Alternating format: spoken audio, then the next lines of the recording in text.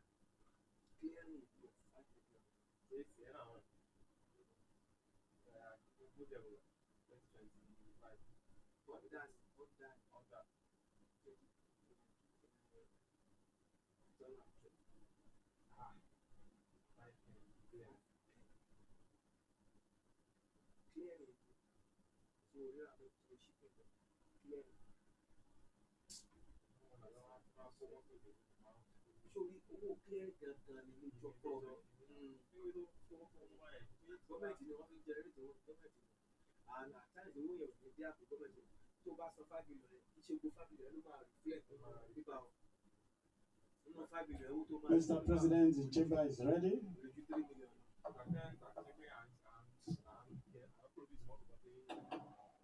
Listen, colleagues, will you please look through and examine the votes and proceedings of Tuesday, the 4th day of November, 2025, and confirm the entries as true reflection of the proceedings. Page 859, page 860, 861, 862, 863, 864, 865, 866, 867, 868, 869, 870.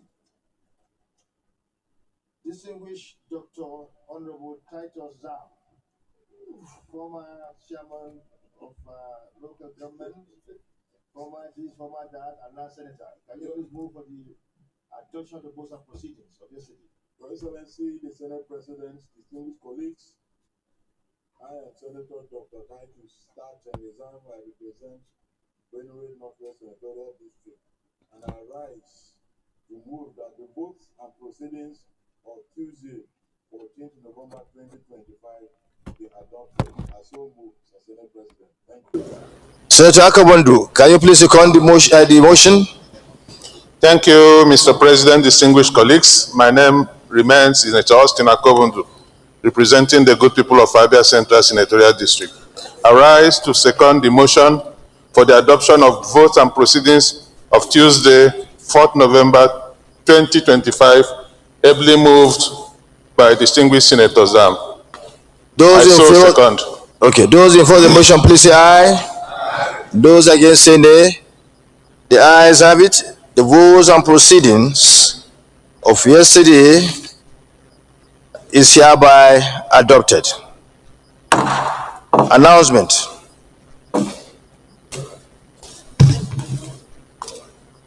I wish to acknowledge the presence of members of the Law Students Association of Nigeria who are here in our gallery to observe our proceedings of today. You are most welcome, and we wish you fruitful observation of the Senate proceedings. You may wish to sit down. I also wish to acknowledge the staff of Double King Estate Limited, Garki, Abuja, who are here in our gallery to observe our proceedings of today. I wish you a fruitful observation of our proceedings. You are most welcome. You may wish to sit down.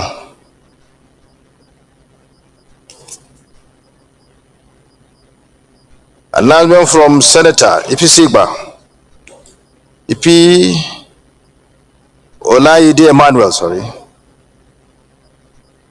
Senator Ipi Sagba Olaide Emmanuel, Chairman Senate Committee on Public Procurement, Vice Chairman Senate Committee on Petroleum Downstream.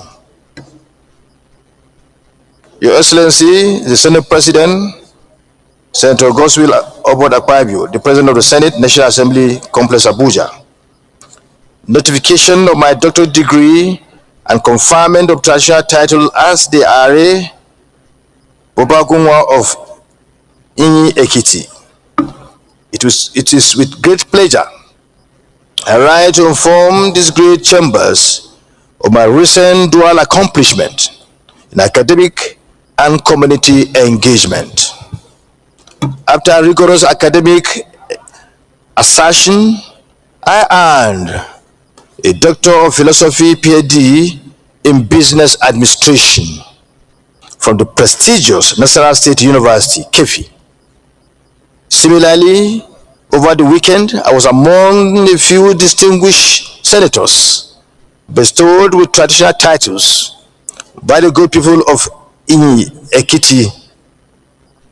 My wife and I were conferred with the chieftaincy titles of the RA.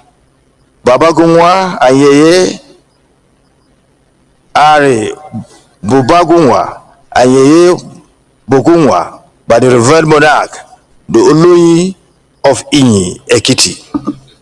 I wish to especially appreciate the support of the leadership of these hallowed chambers, exemplified by the leader of the Senate, distinguished Senator Dr. Bamidele Opeyemi CON. Yours sincerely, Senator Jide Ipi Sagba, PhD. Any petition? No petition. Senator Sani Bello Abubakar, you raise your hand. We can go ahead. Thank you, Mr. President, distinguished colleagues. I stand on orders 41 and 51. My name, Abubakar Sani Bello, representing Niger North. You may proceed to say what you want to say because we are all familiar. Yes, I assume we are Mr. all familiar President. with those two orders, 41 and 51. Yes. So you can continue. Mr. President, I'm here to inform the chambers of the demise of one of our distinguished senators, Senator Ibrahim Musa Kwantogora. Yes, distinguished Senator Sani Bello approached me this morning to announce that I should be given the opportunity to table before this hallowed chamber the demise of one of our former colleagues, who he had just mentioned his name, that died some times ago. That in line with that tradition, he wants to bring a motion to, eulogize our dead colleague, which is in line with our tradition here. Is it the wish of the Senate that we're allowed to take the motion? Those in favor say aye. Those against say nay. The ayes have it. You may proceed. Thank you, Mr. President, my most distinguished colleagues. The demise of distinguished Senator Ibrahim Musa Kwantogora. The Senate notes with deep sorrow the passing of distinguished Senator Ibrahim Musa Kwantogora, former senator representing Niger North District of Niger State, who passed on Thursday, the 7th of August, 2025 in Abuja after a brief illness at the age of 63. The Senate also notes that Senator Ibrahim Musa, a seasoned lawyer of over 17 years, standing at the bar before venturing into politics, was elected into the Senate on the platform of the Congress for Progressive Change CPC in April 2011, where he diligently served the people of Niger North Senatorial District between 2011 and 2015. The Senate recalls that during his tenure in the Senate, he was an active voice on national issues, stood firmly for the cause of his constituents and demonstrated courage and resilience in the face of political challenges, thereby earning the respect of colleagues and Nigerians alike. The Senate observes that beyond politics, Senator Ibrahim Musa was known as patriotic statesman, bridge builder, and a steadfast loyalist of democratic ideals, whose contributions to nation building will be remembered for years to come. And observes and acknowledges that his death is a great loss to his family, the Senate, the people of his entire district, and the Niger State government. He is survived by a wife and 4 children. Accordingly, he resolves to 1. Observe a minute's silence in his honor. 2. Send a delegation to condole with his immediate family, the government and people of Niger State. And finally, urge the federal government to immortalize him by naming a federal institution or public facility in Niger State after him, in recognition of his service and sacrifice to the nation. I so move.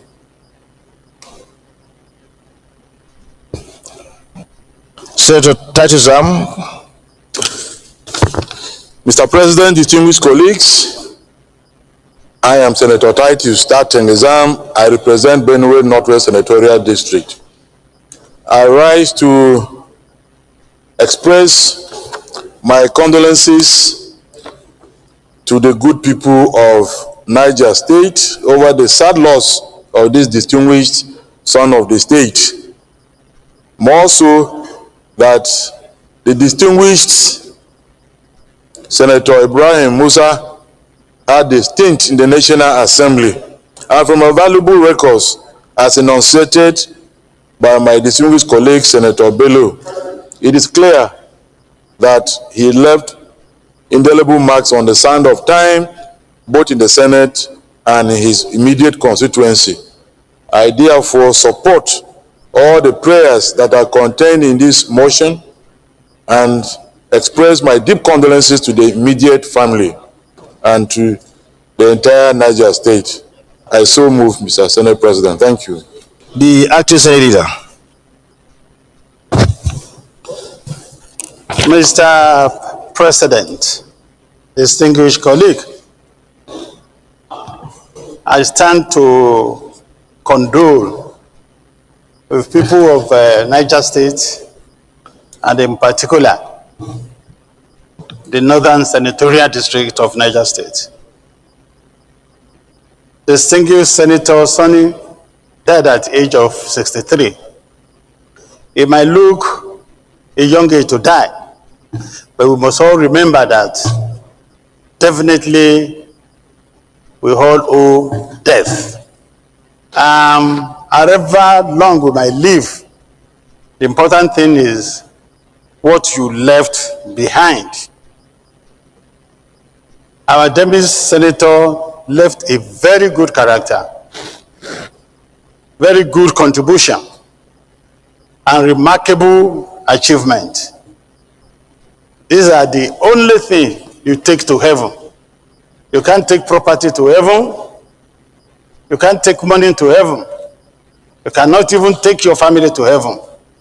A good character, good conduct, and these are the things he left behind. I pray that Almighty God will repose him in Al-Jannah Fidal. Thank you. Distinguished Senator Sanhanga, Deputy Minority Leader. Thank you, Mr. President.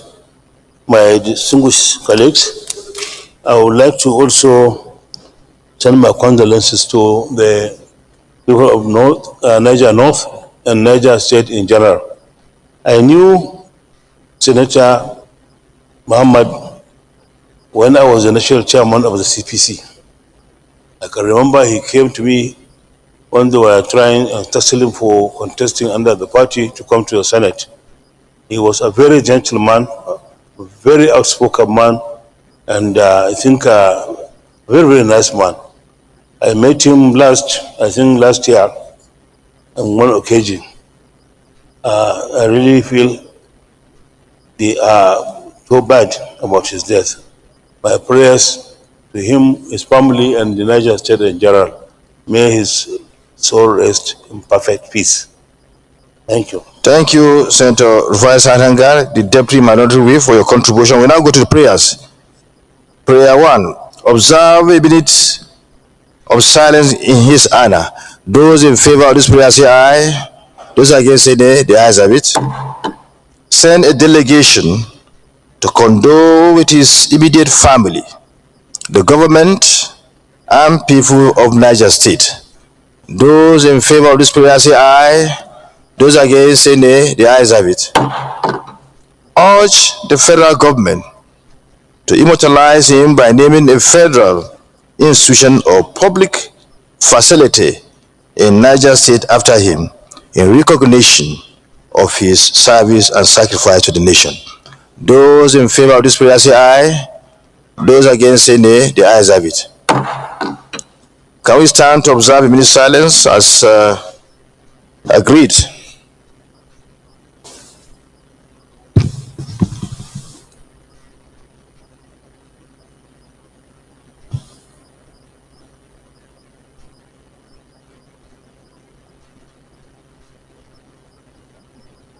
May the soul of our late colleague, Senator Ibrahim Musa Kwantagora, rest in perfect peace. The Leader of the Senate.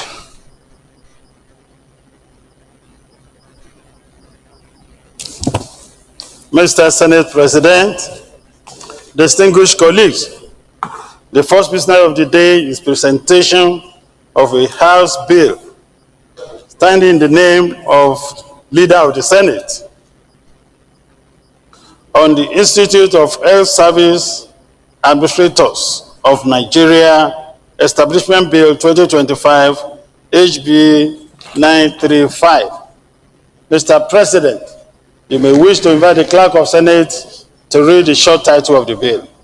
The Clerk of the Senate.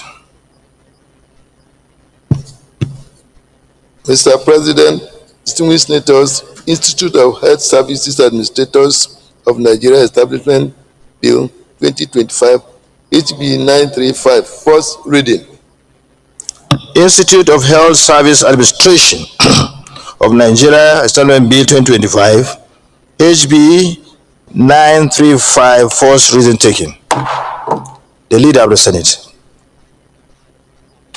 Mr. President, distinguished colleagues, the second business of the day is presentation of a bill standing in the name of Senator Barau Jubre on Child Parents Care Protection and Education Bill 2025, SB 943.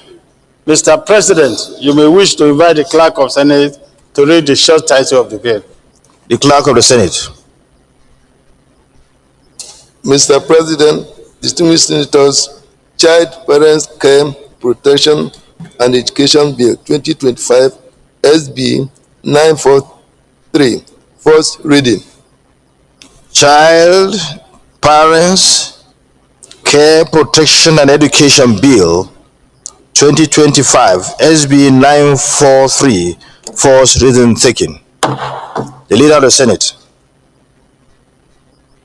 Mr. President, the third business of the day is the presentation of a bill standing in the name of distinguished Senator Abubakar Abdul Aziz Yari on National Agency for Regulation of Purchase and Distribution of Agricultural Inputs, Establishment Bill 2025, SB 929. Mr. President, you may wish to invite the Clerk of Senate to read the short title of the bill. The Clerk of the Senate. Mr. President, distinguished senators, National Agency for the Regulation of Purchase and Distribution of Agricultural Inputs, Establishment Bill 2025, SB 929, First reading. National Agency for Regulation of Purchase and Distribution of Agricultural Inputs Establishment Bill 2025. SB 929, first reading taken. The Leader of the Senate. Mr. President, distinguished colleagues, the fourth business of the day is the presentation of a bill standing in the name of Senator Osita Ungu on Social Enterprises Bill 2025 SB 939. Mr. President, you may wish to invite the Clerk of Senate to read the short title of the bill. The Clerk of the Senate. Mr. President, distinguished senators, Social Enterprises Bill 2025 SB 939, first reading. Social Enterprises Bill 2025 SB 939, first reading taken. The Leader of the Senate. Mr. President, distinguished colleagues, the fifth business of the day is presentation of a bill standing in the name of Senator Suleiman Umar Sadiq on the Food, Drugs, and Related Products Regulation Act Amendment Bill 2025 SB 941. Mr. President, you may wish to invite the Clerk of Senate to read the short title of the bill. The Clerk of the Senate. Mr. President, distinguished senators, Food, Drugs, and Related Products Regulation Act Amendment Bill 2025 SB 941, first reading. Food, Drug, and Related Products Regulation Act Amendment Bill 2025 SB 941, first reading taken. The Leader of the Senate. Mr. President, distinguished colleagues, the sixth business of the day is presentation of a bill standing in the name of Senator Akintoye Yunus Abiodun on Matrimonial Causes Act Amendment Bill 2025 SB 944. Mr. President, you may wish to invite the Clerk of Senate to read the short title of the bill. The Clerk of the Senate. Mr. President, distinguished senators, Matrimonial Causes Act Amendment Bill 2025 SB 944, first reading. Matrimonial Causes Act Amendment Bill 2025 SB 944, first reading taken. The Leader of the Senate. Mr. President, distinguished colleagues, the first order of the day is the second reading of the Electric Vehicles Transition and Green Mobility Bill 2025 SB 856. Distinguished senators recall that the bill was read the first time in this chamber on Tuesday, 1st July 2025. Mr. President, you may wish to invite Senator Kalu Oji Uzo to move the motion for the bill to be read a second time.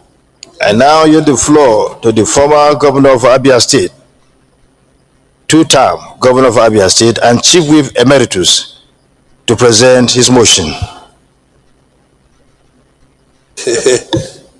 Thank you, Mr. President, for this opportunity.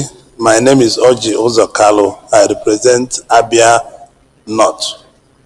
Mr. President, distinguished colleagues, I rise to lead the debate on a bill for an act to provide for the transition to electric vehicles and green mobility in Nigeria and for related matters.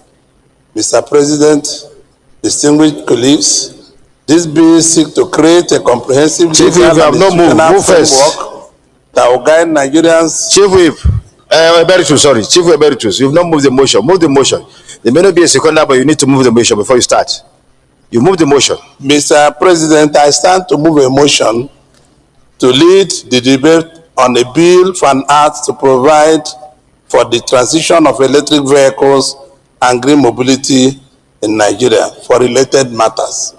I so move, Mr. President. His former colleague also, Mr. President, his former colleague, the two-term governor of Sokoto State, and second Inyama of Sokoto. So he's seconding the motion. Mr. President, Aliu Emwa my names, Sokoto North. I stand to second the motion moved by Senator Odo Kalu. I do second, Mr. President. Thank you. Those in favor say aye. Those against say nay. The ayes have it. You can continue. You will proceed. Thank you, Mr. President. Distinguished colleagues, I rise to lead the debate on a bill for an act to provide for transition to electric vehicles and green mobility in Nigeria and for related matters. Mr. President, distinguished colleagues, this bill seeks to create a comprehensive legal and institutional framework that will guide Nigerians' gradual transition from dependence on fossil fuel-powered vehicles to clean, energy efficient and environmental friendly electric vehicles, in line with global best practice and our national commitment under various international environmental agreements. Background and rationale. Nigeria today faces a twin challenge: environmental degradation and energy dependency. Our transport sector remains one of the largest contributors of carbon emissions, responsible for about 20 to 30% of total greenhouse gas output. With over 12 million registered vehicles in Nigeria, almost all powered by petrol or diesel, we are confronted with a pressing need to rethink on our mobility strategy. Distinguished colleagues, while advanced nations are making sufficient progress in electrifying their transport systems, with countries like Norway targeting full electric mobility by 2030, and even major African countries such as South Africa and Kenya adopting national EV policies, Nigeria risks being behind if do not act decisively. This bill therefore seeks to position Nigeria to benefit from the global shift towards green mobility and encouraging investment, innovation, and industrial growth in the electric vehicle sector. Objectives of this bill, Mr. President. The key objective of this electric vehicle transition and mobility bill are: 1, promote the gradual transition from fossil fuel powered vehicles to electric and hybrid vehicles. Establish a national electric vehicle development and promotion council to coordinate, regulate, and drive policy implementation across all tiers of government. Encourage all manufacturers and assemble electrical vehicles, batteries, components through fiscal incentives and public-private partnerships. Develop charging infrastructure nationwide to support electric vehicle adoption. Phase in public transportation electrification and beginning with federal, state, and local government fleets, and gradually extend to commercial transport operators. Justification, Mr. President, distinguished colleagues, this bill is not just an environmental sustainability. It is about economic transformation and energy dependency. Independent. Economic opportunities. The global electric vehicle industry is projected to exceed $1.5 trillion by 2030. Nigeria, with its population and mineral resources such as lithium, nickel, stand to benefit immensely from local EV manufacturing and battery production. Job creation. The transition will open new frontiers in manufacturing of renewable energy, ICT integration, and technical education, creating thousands of jobs for Nigerian youth. Energy security. With unstable oil prices and growing subsidy burdens, Nigeria can reduce reliance on imported refined petroleum products by encouraging electric mobility powered by local generated electricity, particularly from renewable sources, health and environmental benefits. Reduced emission means clear air, fewer respiratory illness, and improved quality of life of our citizens. In conclusion, Mr. President and dear colleagues, this bill is both visionary and timely. It aligns with the federal government drive towards industrial diversification, environmental sustainability, and innovation-led growth. By passing this bill, we will be taking a bold step towards modernizing our transport sector and positioning Nigeria as a leader in Africa's green mobility revolution. I therefore urge my colleagues and all and sundry to support this bill and to support this bill for the second reading and commit it to relevant committees for further investigation action.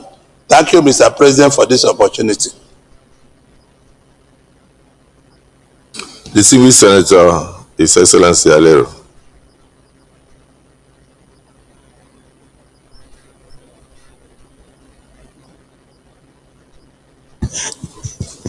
Thank you, Mr. President. My distinguished colleagues, my name is Muhammad Adamu Alero, representing Kebbi Central. Mr. President, I rise to second the motion, so the bill sponsored by my very good friend and brother, Senator Orji Uzo-Kalu. Mr. President, let me commend him for sponsoring this bill. It is very timely and apt because globally the world is moving towards electric vehicles and Nigeria should not be left behind. As stated in the lead presentation, countries like Kenya and South Africa, they are taking the lead in Africa, and we should be not left behind. Mr. President, environmentally, this bill will help Nigeria. Cities like Kano and Lagos are suffering a lot from the emission, carbon emission. And if we adopt electric vehicles, it will significantly reduce carbon emissions and our environment will become very, very healthy. And another advantage is that instead of exporting lithium, which is one of the main raw materials that is used for making electric vehicles, we will be utilizing it here. We will create jobs. It will lead to employment generation. It will lead also to industrial diversification, as stated in the lead paper. So this is a very good bill, and I urge all my colleagues to support it because of its enormous use to Nigeria. Thank you.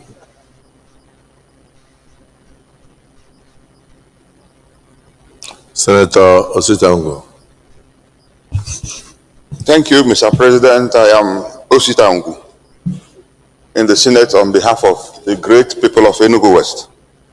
Mr. President, I want to commend my senior, Senator Orji for bringing up this timely and very important bill. The impact of gas emission on climate change and global warming is something that we can't overemphasize. We all know how flooding has become a major issue in this country, and these are all coming out of the impact of climate change. Nigeria is a country of more than 250 million people. We are significant in the fight against climate change. Nigeria can equal more than 10 to 15 other countries in Africa in terms of the gas that we emit in our daily activities. Either the generators or the vehicles we use, we have millions of vehicles in Nigeria. And if this bill is passed, Mr. President, I am going to assure you that the impact of climate change will be completely impacted over time. Nigeria, as a country with our population, plays a major role. So I'm supporting the bill wholeheartedly, and I encourage my colleagues to all lend their voices for this bill to be passed. I thank you, Mr. President. Distinguished Senator Zhang.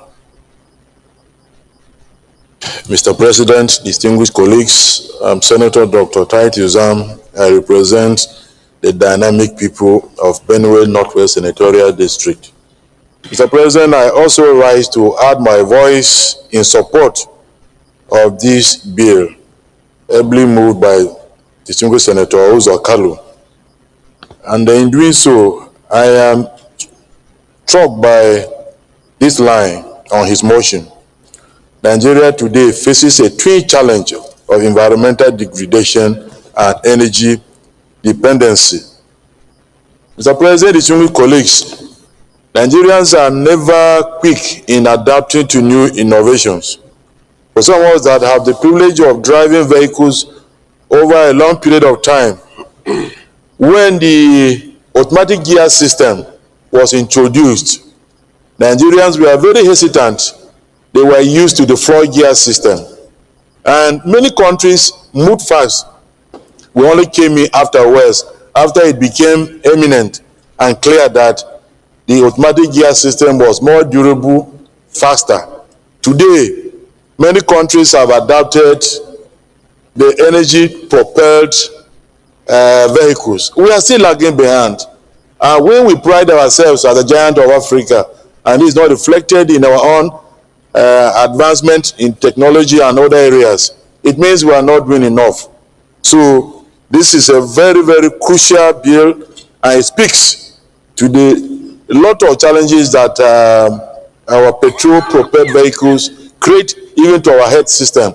So I support in totality that this bill be passed and to move to the third stage, and then we pass it into law for the benefit of Nigerians and other sectors of the economy. Thank you very much, Mr. Senate President.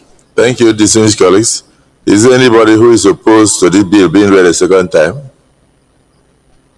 No. Those in support that this bill be now read a second time, say aye. Those against say nay. The ayes have it. Clerk of the Senate. Mr. President, distinguished senators, a bill for an act to establish a comprehensive framework for the transition of electronic vehicles in Nigeria, promote local manufacturing, ensure environmental sustainability, and drive economic growth, and for related matters 2025 SB 856, second reading. Distinguished colleagues, a bill for an act to establish a comprehensive framework for the transition to electric vehicles in Nigeria, promote local manufacturing, ensure environmental sustainability, and drive economic growth, and for related matters 2025. Second reading taken. This bill is now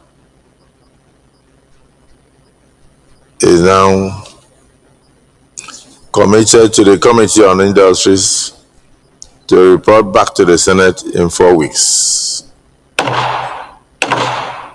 Let me thank distinguished Senator Ojuso Kalu for thinking ahead. And of course, in addition to the transition from fossil fuel, he's also looking at creating a lot of employment opportunities and also encouraging vehicle manufacturing for those who are already in. Like, I don't know whether Innocent Motors, Dubois is looking at me, and others are already looking at electric vehicles and all. So this is a very good innovation. We look forward to its implementation, and then we look forward to the committee returning this to us in due time. Thank you for all your contributions. Distinguished colleagues, maybe after 1 hour, we will have a closed session for very important discussions. And good or bad, the discussion must be heard. And it's important that all members avail themselves of the information. Leader of the Senate. Mr. Senate President, distinguished colleagues, the second order of the day is the second reading of the National Center for Information and Communication Technology, Nkanu West, Enugu State. Establishment Bill 2025 SB 643. The single senators will recall that the bill was read the first time in this chamber on Wednesday, 20th November 2024. Mr. President, you may wish to invite Senator Chukwu Chizoba Kelvin to move the motion for the bill to be read a second time.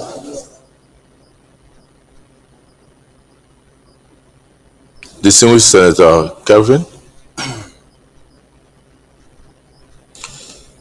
Chukwu. Thank you, Mr. President. The most distinguished colleagues, I am Senator Kelvin Chukwu, representing the good people of Enugu East.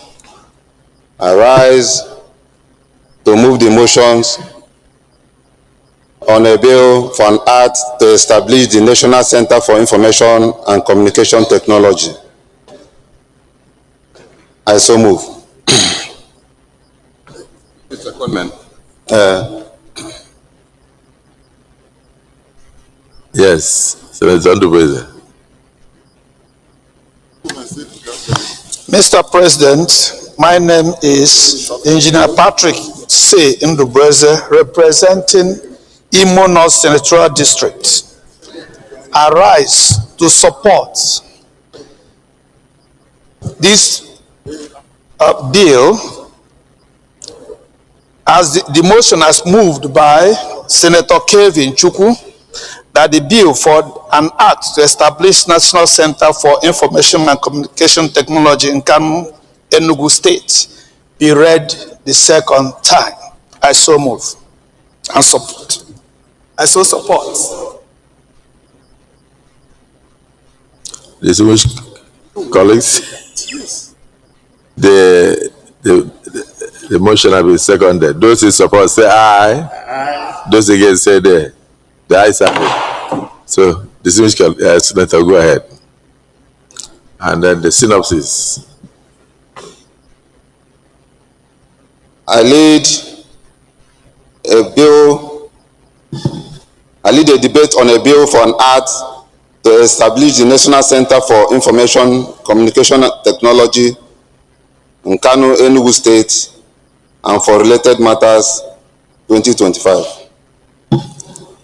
Mr. President, distinguished colleagues, I rise to lead the debate on a bill for an act to establish the National Center for Information Communication Technology in Kanu, Enugu State. The bill read the first time in the Hello Chamber on Wednesday, 20th November 2024. Mr. President, distinguished colleagues, information and communication technology has become the backbone of modern economic and key driver of national development, innovation, and global competitiveness. From governance to education, from health to commerce, ICT has revolutionized the way societies function and many nations compete in the digital age.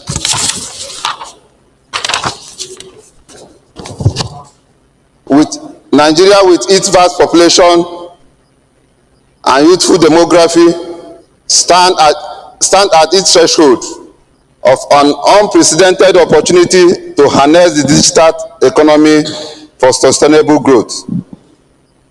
Yet, the full potential of ICT remains underutilized due to inadequate infrastructure, limited access to training, and uneven distribution of capacity development centers across the country. The National Center for Information and Communication Technology in Kano seeks to fill this critical gap by serving as a hub for ICT education, innovation, research, and digital entrepreneurship, particularly for youth and professionals in the Southeast and across Nigeria. The principal objectives of this bill are to establish a world-class ICT training, research, and development institution in Nkanu, Enugu State, to build a capacity of Nigerian youths and professionals in software development, artificial intelligence, cybersecurity, data analysis, robotics, and other emerging technology. To foster digital innovation, entrepreneurship, and startup incubation to promote job creation and economic diversification. To support digital literacy and inclusion across communities, especially among women, persons with disability, and rural population.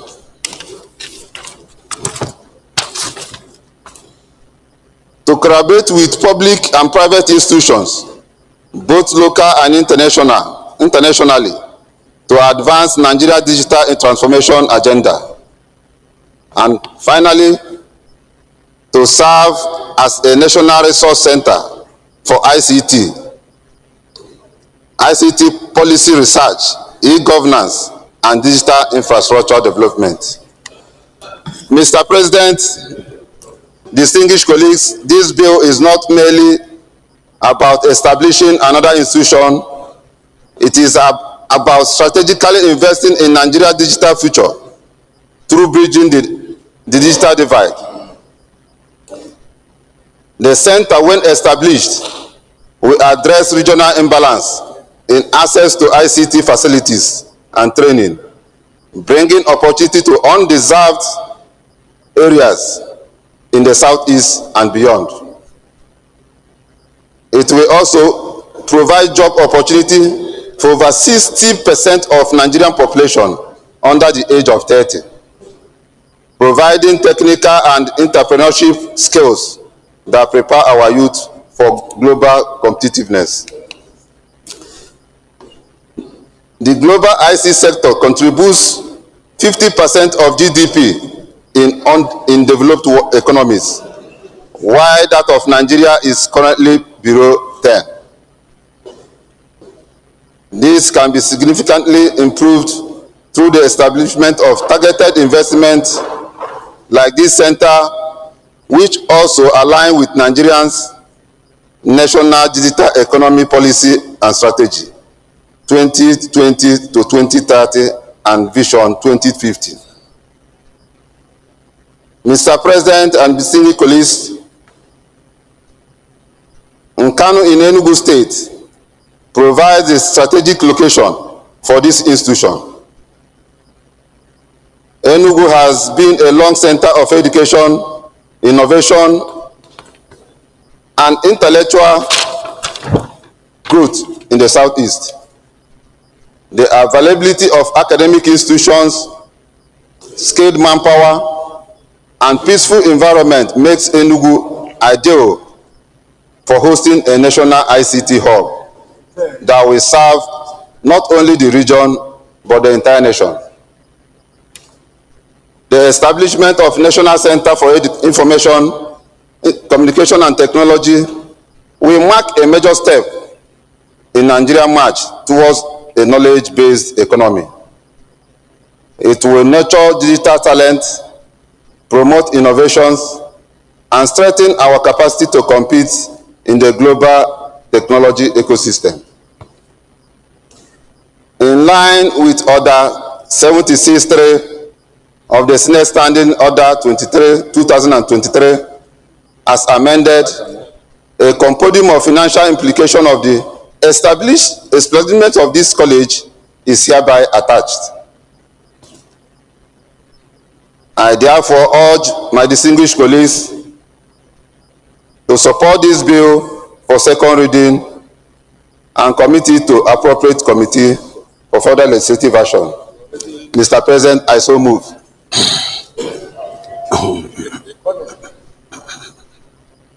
Distinguished Senator Adams Oshomole. Were you governor before? And we may not plan. Thank you, Mr. President.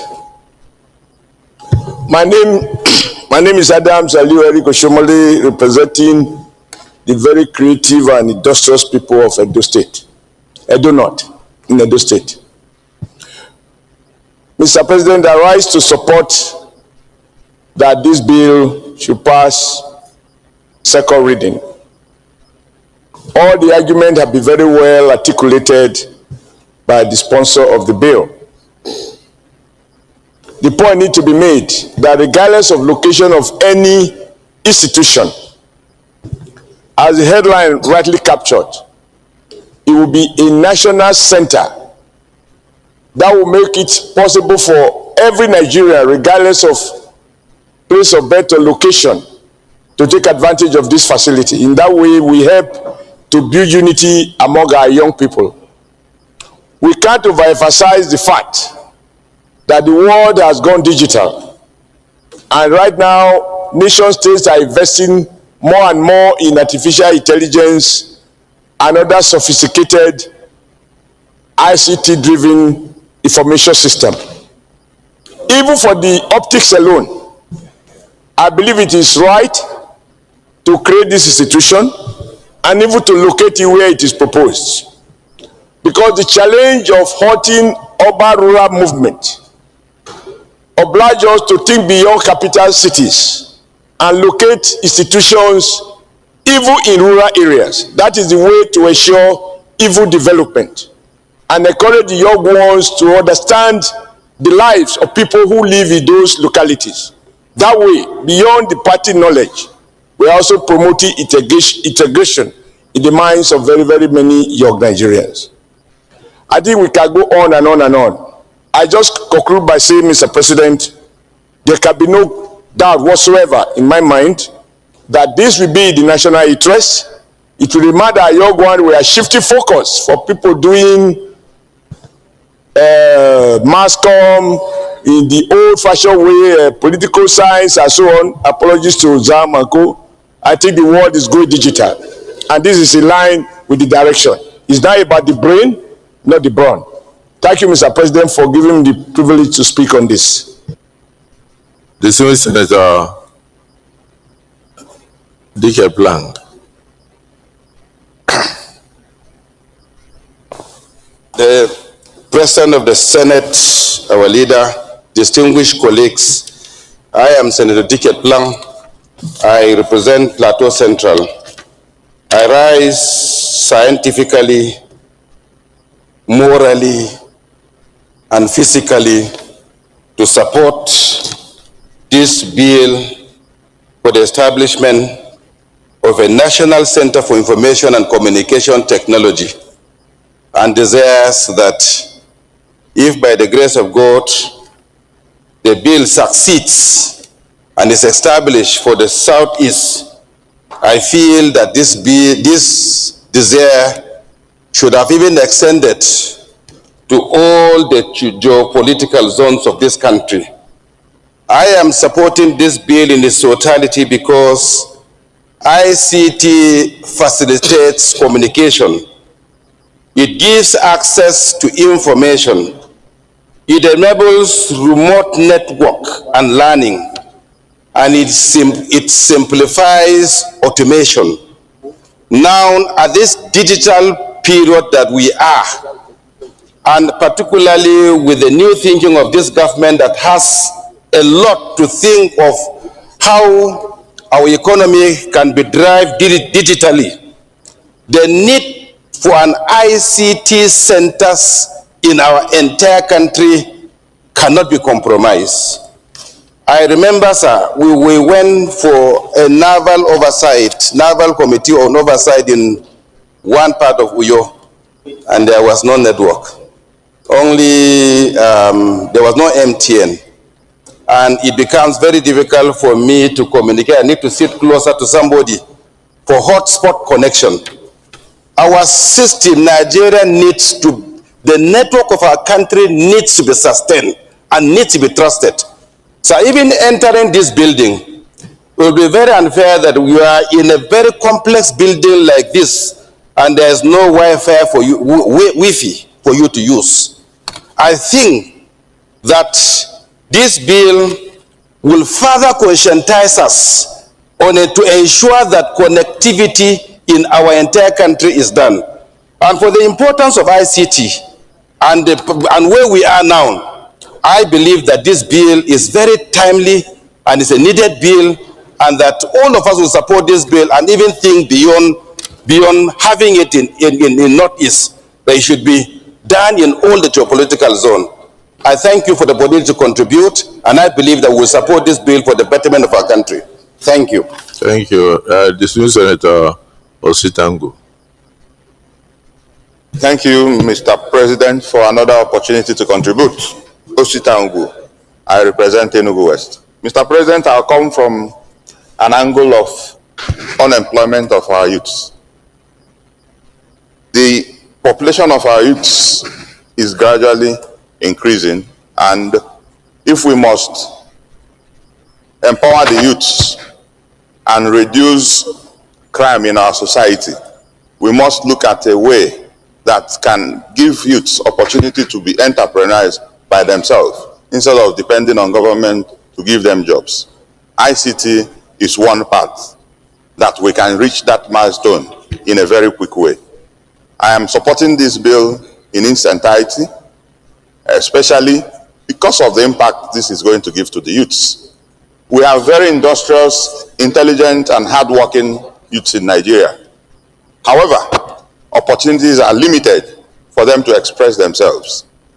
I know that if this ICT center is established, it is going to give them opportunity to have facilities that they can utilize to be able to develop themselves to be important to the society.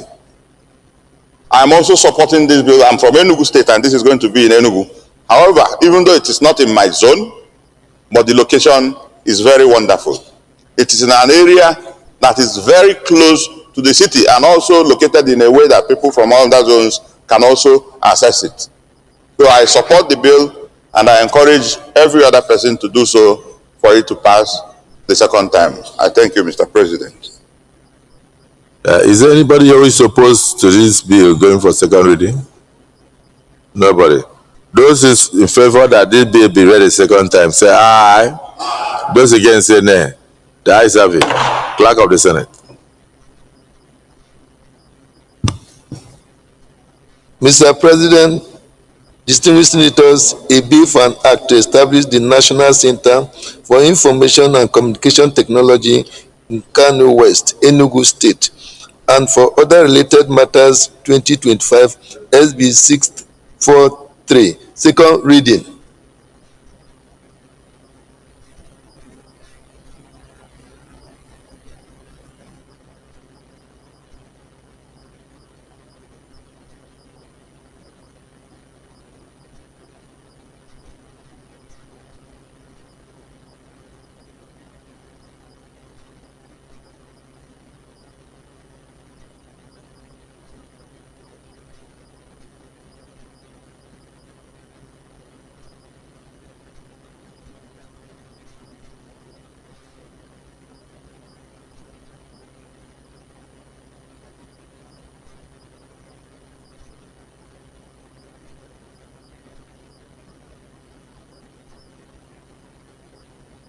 Distinguished colleagues, a bill for an act to establish the National Center for Information and Communication Technology in Kano West, Enugu State, and for other related matters, 2025.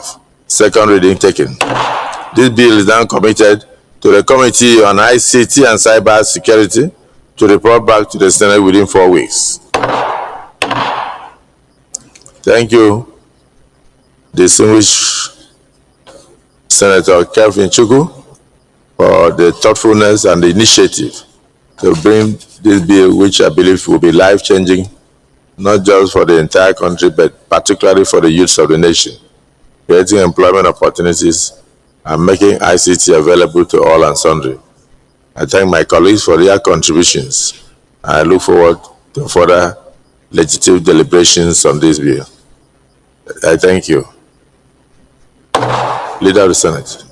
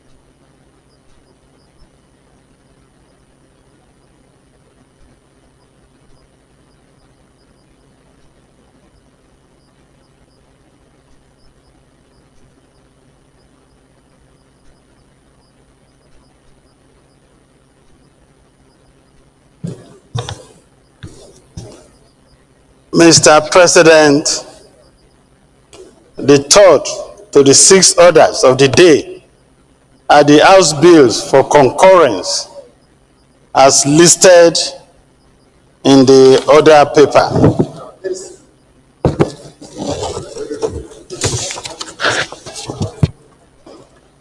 Mr. President, for interchamber reciprocity, I will present a single lead debate on the bills.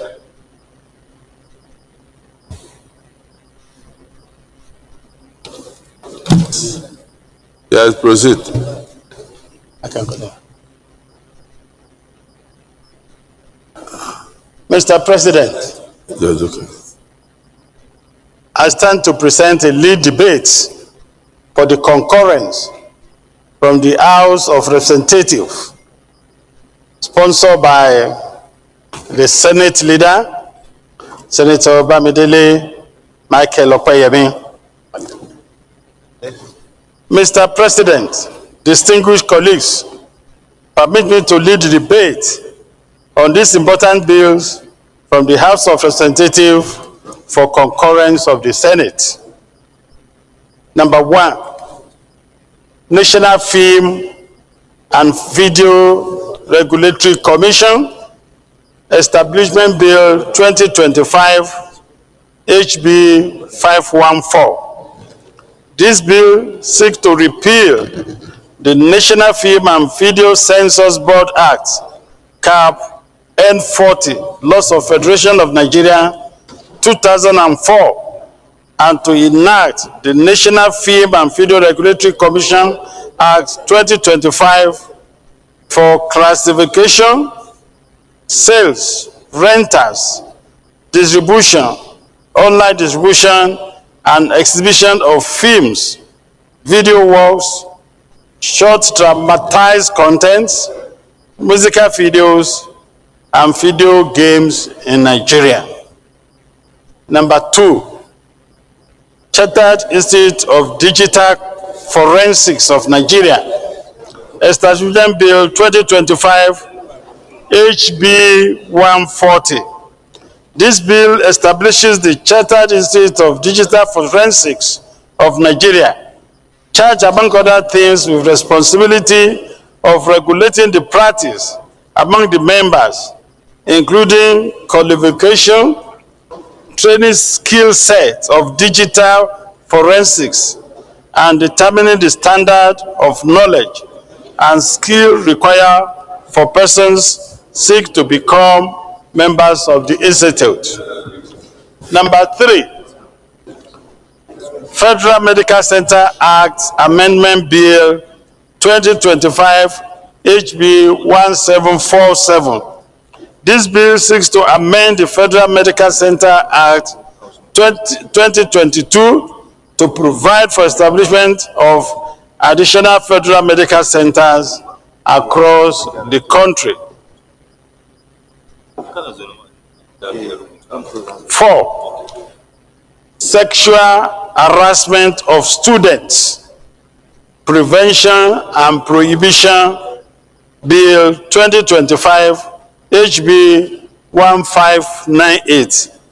This bill seeks to promote and protect ethical standards in tertiary education, the sanctity of student-educator fiduciary relationship of authority, dependence, trust, and respect for human dignity in tertiary educational institutions. Mr. President, my respected colleagues, this bill is straightforward and have gone through necessary legislative process in House of Representatives. I therefore urge you all to support the second reading of this bill as we refer them to Committee of Whole for clause-by-clause consideration. Thank you, Mr. President. I so submit. Minority Leader.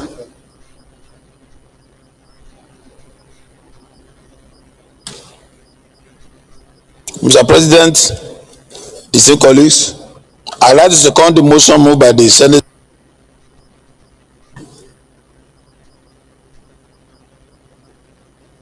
Distinguished colleagues, the motion has been moved and seconded. Those in support say aye. Those against say nay. That is it. The leader, do you want to put more meat on the various bills? Let members discuss one after the other. Mr. President, like I've elucidated in the motion, these bills are very straightforward and they have been adequately dealt with. National Film and Video Regulatory Commissions. The idea is to bring the bill of 2024 that is almost obsolete into focus and along the dictates of the new time.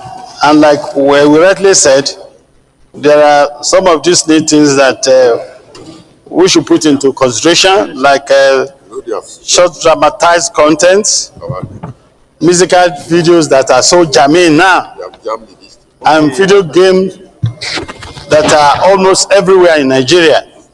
So the idea of this bill is to bring them forth and so that it is relevant to present day need. On Chartered Institute of Digital Forensics of Nigeria, I think this thing has been dealt with. And we know the importance of forensic science in today's security system. Federal Medical Center is the need of every community. And the additional one, I think, for the sake of health of our population, we should quickly contain it. Sexual harassment of students in tertiary institution has become so problematic to the extent that the standard of educations are being affected. And I think all things I've said are addressed by the 4 bills. I so submit, Mr. President.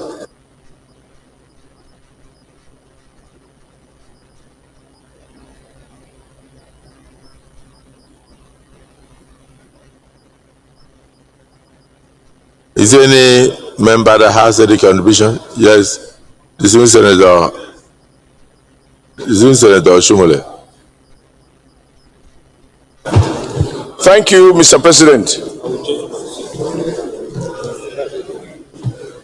I have no fundamental, I do not have any serious objection, but just to make 1 or 2 observations. Mr. President, time and time again we have said we need to have copies of the laws we are amending. Even when they have worked on it in the House of Rep, we should have copies so we know what we are concurring with. But we are just blank. But on the 4th one, sexual harassment of students, prevention and prohibition bill, I think, Mr. President, that we can use one stone to kill all the bad birds. There is no need to limit sexual harassment issues to students. I think you should have universal application even to workplaces. So I suggest, with your permission, Mr. President, that we amend this to include sexual harassment not only in schools, in workplaces, and any other location. Because the evil is the same. And the logic of those who harass is the same. I don't think we will come back another day to make another law on sexual harassment in workplaces, another law in sexual harassment in stadium, in sports, and other things. So I think we should just craft the law in a way that we have a universal application.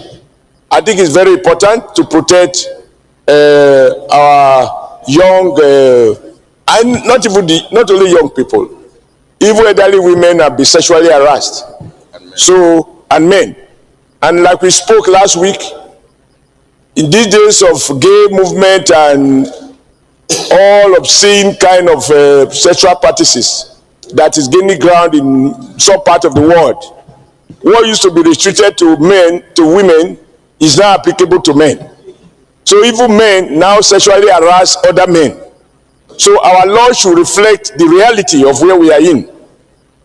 So I suggest that we add workplaces, in fact any other place. Sexual harassment is sexual harassment. Thank you, Mr. President. Yes, Senator Zam. Mr. President, I'm Senator Titus Zam. I represent Benue Northwest. I have concerns on page 3, membership of the governing board of the Commission of National Film and Video Classification. Page 3, item B, a representative of each of the 6 geopolitical zones of Nigeria, excluding the zone represented by chairman, who shall be a university lecturer in any federal government university in that geopolitical zone. I think this is too restrictive. It should not be restricted to university lecturer. It should be anybody with capacity within the senatorial, within the geopolitical zone, so that we don't tie the hands of the executive to one particular profession.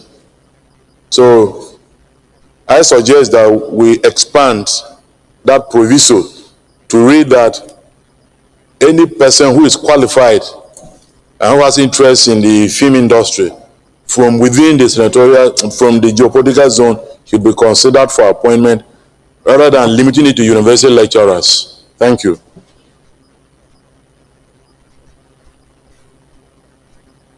Senator Anthony Okori.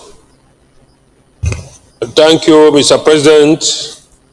My dear colleagues, I am Senator Professor Anthony Ane.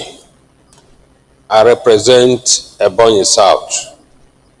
I want to echo and possibly amplify what Senator Adams Oshomole said about sexual harassment. Before now, people think that this issue of sexual harassment is only domiciled in tertiary institutions. It is everywhere. I say it again, it is everywhere. So we have to come up with a law that's very encompassing, that takes care of sexual harassment in its entirety. This narrow approach or perception that it is only in tertiary institutions is a misnomer. It is only when you find yourself in the environment of tertiary institutions before you know that it is not as people think. And this sexual harassment goes both ways. Man harassing a woman harassing a man, in that order. So my own proposition is that the law should be made in such a way that this sexual harassment covers all aspects of our engagement as human beings. Thank you, distinguished Senator Professor Anthony Ane Okorie. Having debated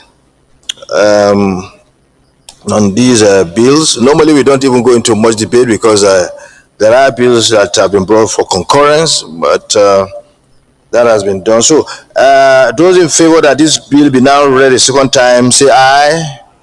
Those against, say nay. The ayes have it. The Clerk of the Senate. Mr. President, distinguished senators, a bill for an act to repeal the National Film and Video Censors Board Act Cap N40, Law of the Federation of Nigeria 2004, and enact the National Film and Video Regulatory Commission 2025 for classification of films, video works, support democratize contents, musical video games, and for regulation of their sales, retail distribution, online distribution, exhibition, and for related matters 2025 HB 514. Second reading. Mr. President, distinguished senators, a bill for an act to establish Chartered Institute of Digital Forensics of Nigeria to regulate the practice, including qualification, training, skill set of digital forensics among its members, and to determine the standard of knowledge and skill to be attained by persons skilling to become registered members of the profession, and for related matters 2025 HB 14. Second reading. Mr. President, distinguished senators, a bill for an act to amend Federal Medical Centers Act 2022 and for related matters 2025 HB 1747. Second reading. Mr. President, distinguished senators, a bill for an act to prevent, prohibition, and address sexual harassment of students in tertiary educational institutions and for related matters 2025 HB 1598. Second reading. A bill for an act to repeal the National Film and Video Censors Board Act, Cap N40, Laws of the Federation of Nigeria 2004, and enact the National Film and Video Regulatory Commission 2025 for classification of films, video works, short dramatized contents, musical video, video games, and for the regulation of their sales, rentals, distribution, online distribution, exhibition, and for related matters 2025 HB 4, second reading taken. B. A bill for an act to establish the Chartered Institute of Digital Forensics of Nigeria to enable to regulate the practice, including qualification, training, skill set of digital forensics among its members, and to determine the standards of knowledge and skills to be attained by persons seeking to become registered members of the profession, and for related matters 2025 HB 140, second reading taken. C. A bill for an act to prevent, prohibit, and redress sexual harassment of students in tertiary educational institutions and for related matters 2025 HB 1598, second reading taken. D. A bill for an act to amend the Federal Medical Centers Act 2022 and for related matters 2025 HB 1747, second reading taken. The Leader of the Senate.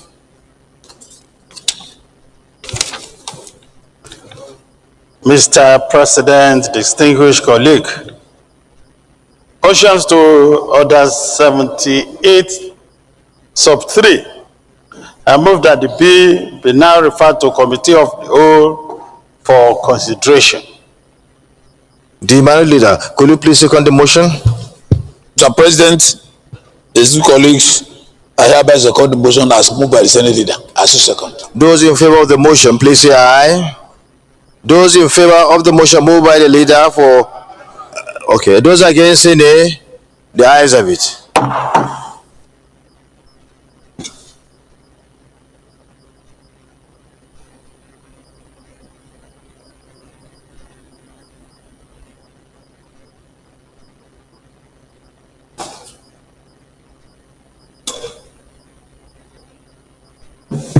National Film and Video Regulatory Commission Establishment Bill 2025 HB 470. Those in favor that clauses 1, 2, 3, 4 up to 20 stand pass of this bill say aye. Those against say nay. Those in favor that clauses 20, 21 up to 30 and 30 to 40 stand pass of the bill say aye. Those against say nay. Those in favor that clauses 40 to 50 to 60 stand pass of the bill say aye. Those against say nay. Those in favor, you say, Adam Oshomole, yeah. Try to follow you, sir. Which one are we discussing?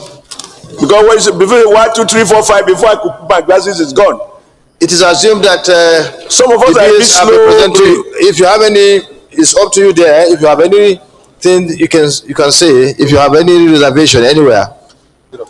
For all of the 4 bills. No, we are okay. I read it. I said no National Film and Video Regulatory Commission. I read it before I started. Thank you, sir. My own is on sexual harassment. Okay. We have not gotten there yet. I'll let you know when we get there. Clause 60, 61, 62 up to 78, up to 76. Those in favor that those clauses stand pass of the bill say aye. Those against say nay. The ayes have it. Those in favor that the explanatory memorandum and the loan title all stand pass of the bill say aye. Those against say nay. The ayes have it.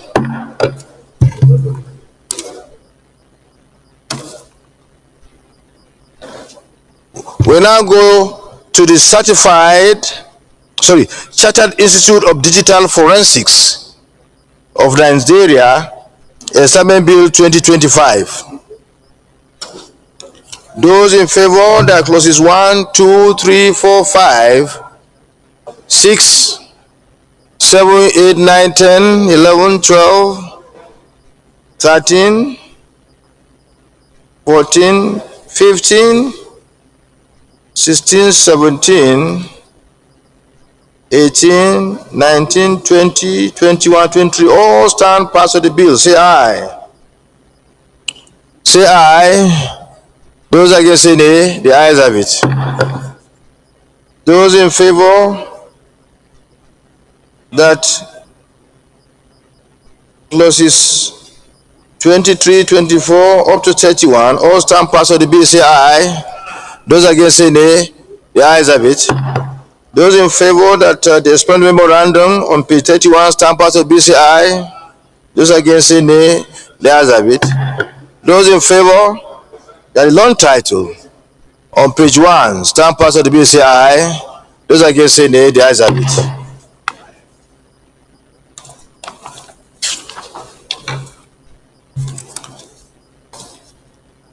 A bill for an act to amend the Federal Medical Centers Act 2022 to provide a legal framework for the establishment of federal medical centers across the country and for related matters 2025, HB 1747.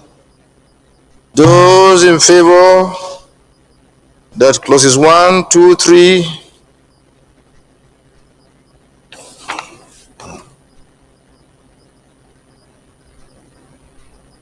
clauses 1, 2, and 3 all start part of the bill say aye. Those against say nay. The ayes have it. Those in favor that the explanatory memorandum on page 1 stand part of the bill say aye. Those against say nay. The ayes have it. Those in favor that the long title stand part of the bill say aye. Those against say nay. The ayes have it.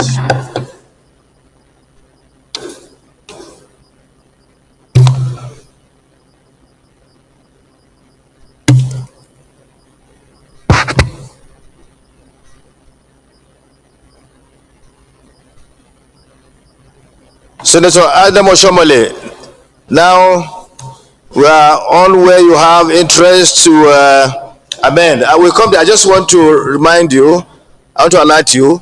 So we are there now. Sexual harassment of students, prevention and prohibition bill 2025 HB 1598.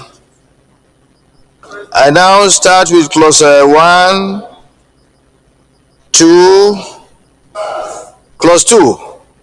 Senator Adam Oshomole. Mr.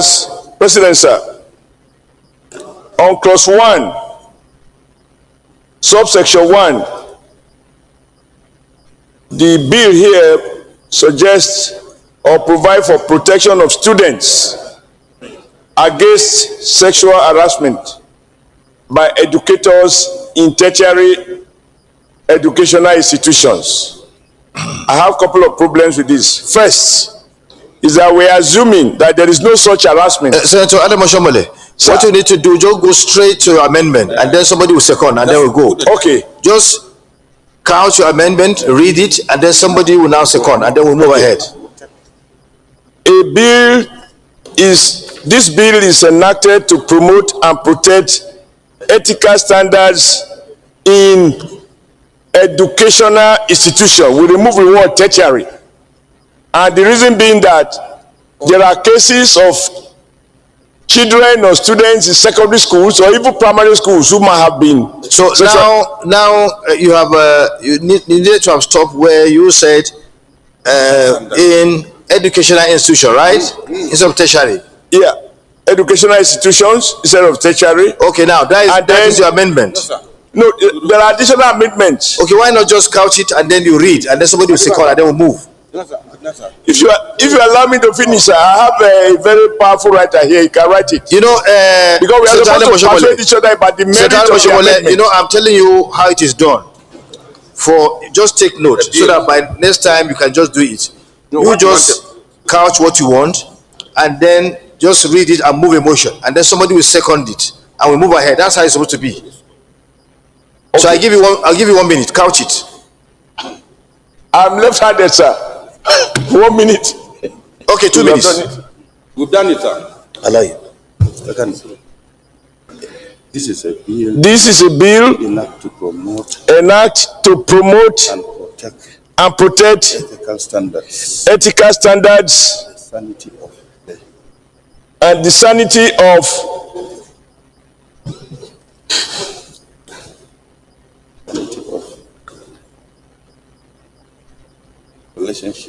sanity of persons in relationships, authority, dependence, and trust,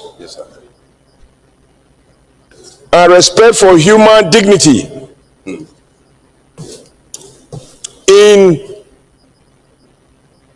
Nigeria. Okay, now you've heard about his amendment. Who wants to second? Senator Anthony Okori.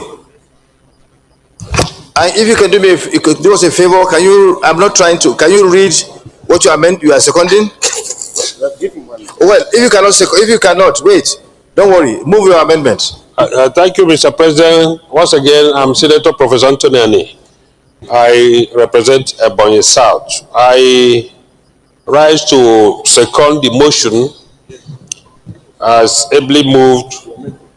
The amendment as ably recommended by Senator Adams Oshimole. I say second. Those in favor of the amendment say aye. Those against say nay. The ayes have it. So you now, Secretariat, please take note. You can bring your something to the Secretariat. Okay. Clauses 2, 3, 4. Sir. Okay. Clause what? Clause 2. Consistent with the amendment on 1, it should read the word educator should be deleted to be replaced with the word person. If I'm not mistaken, Senator Shomole, sir, you see, you don't want tertiary institution to be mentioned. You want like educational institution to be mentioned, right? I just feel that it should not be restricted to educational institutions. Okay. Because now your motion, just for your information, sir, last year, even in the Federal Civil Service, a PAMSEC reported that she was being harassed by a minister. Thank you very much. You know what I'm trying to say is this. Harassment should not be limited or confined to... Yes, sir. You know, when you have this kind of amendment, before we come there, I just couch your amendment and move a motion straight away. Anyway, now, okay, what you are trying to... Okay, now, your motion, you'll have said mutatis mutandis. So that wherever you have all those things, they will be changed in the bill. Right? Yes. I'm guided. So, Mr. President, mutatis mutandis. Okay. Wherever we have the word educator, it should be... Not educator, tertiary education should be educational. Tertiary institution should be replaced by... Educational institution. Educational institution and any other place. Now, who wants to second this motion? And any other place. Seconder. No, you're taking, what you say is correct. Instead of, restricting to tertiary institution, let's make it educational institution. Right? Mr. President. And what? Senator Anthony. I'm trying to say that it's not... It shouldn't be restricted to educational institution. But if you must use educational institution, it should be educational institution and any other place. And you see, let me tell you, wait, the title has to be amended as well. Because the title is talking about tertiary educational institution. So I think there should be an amendment. Who wants to amend? Chief Whip. Thank you, Mr. President. Personally, I want us to start the amendment with the title. And if we amend from the title, it will guide us. Just move your motion. I am saying a bill for an act to prevent, prohibit, redress sexual harassment in our society and for related matters 2025. But this bill is restricted to our educational system. So it happens in our workplaces. It happens domestically. There are laws that deal with that. There are laws, even these are laws that deal with. I mean, if you even go further, there's no need for this legislation because there are laws that penalize someone who goes in to harass anybody anywhere, at the airport, at the car park, and everywhere. Okay. But this one is a kind of I don't know. Okay. now take it as educational institutions. Okay. And continue Now like that. a seconder. And say mutatis mutandis. Yes, mutatis mutandis. Okay. Seconder. It has to be like that. Senator Adams Oshomole.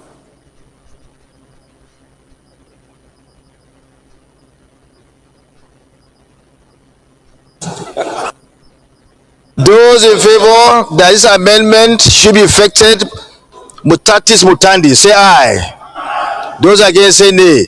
The ayes have it.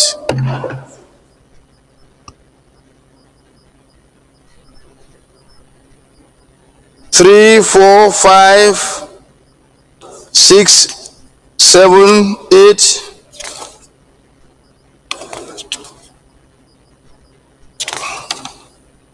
9, 10, 11, 12, 13, 14, 15. Those in favor that they all should be passed of the bill, say aye. Those against, say nay. The ayes have it. Those in favor that the short title on page 10 should stand passed of the bill, say aye. Those against, say nay. The ayes have it. Those in favor that is plenary memorandum as well on page 10 stand passed of the bill, say aye. Those against, say nay. The ayes have it. Those in favor of the long title as amended stand passed of the bill, say aye. Those against, say nay. The ayes have it.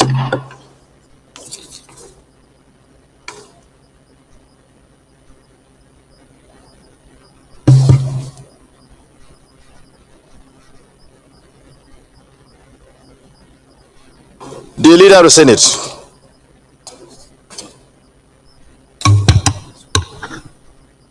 Mr. Chairman,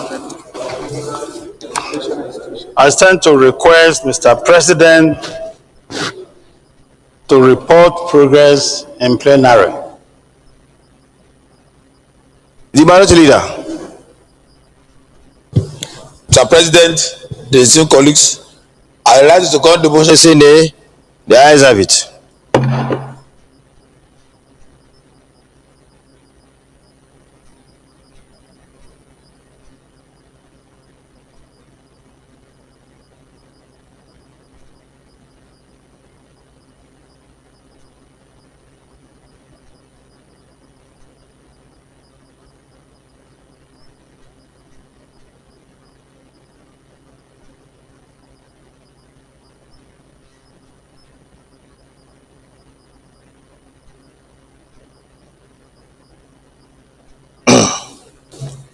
Report. The Senate in the Committee of the Whole considered the National Film and Video Regulatory Commission Establishment Bill 2025 and approved as follows. Number of clauses, clause 1 to 74 as recommended. Interpretation, clause 75 as recommended. Short title, clause 76 as recommended. Schedule 1 as recommended. Explanatory memorandum as recommended. Long title as recommended. Is this a true reflection of what transpired in the Committee of the Whole?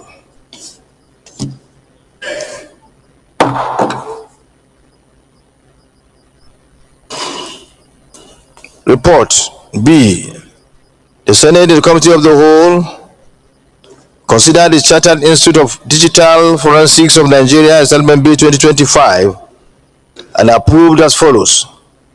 Number of clauses 1 to 21 as recommended. Interpretation, clause 22 as recommended. Short title, clause 23 as recommended. Schedules 1 to 4 as recommended. Explanatory memorandum as recommended. Long title as recommended. Is this a true reflection of what transpired in the Committee of the Whole?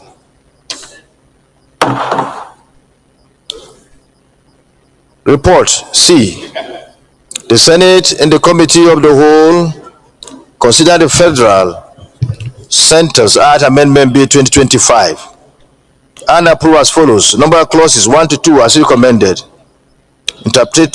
Short title clause 3 as recommended.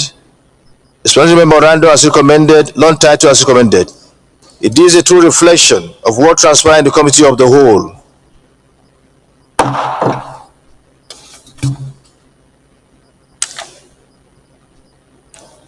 The Senate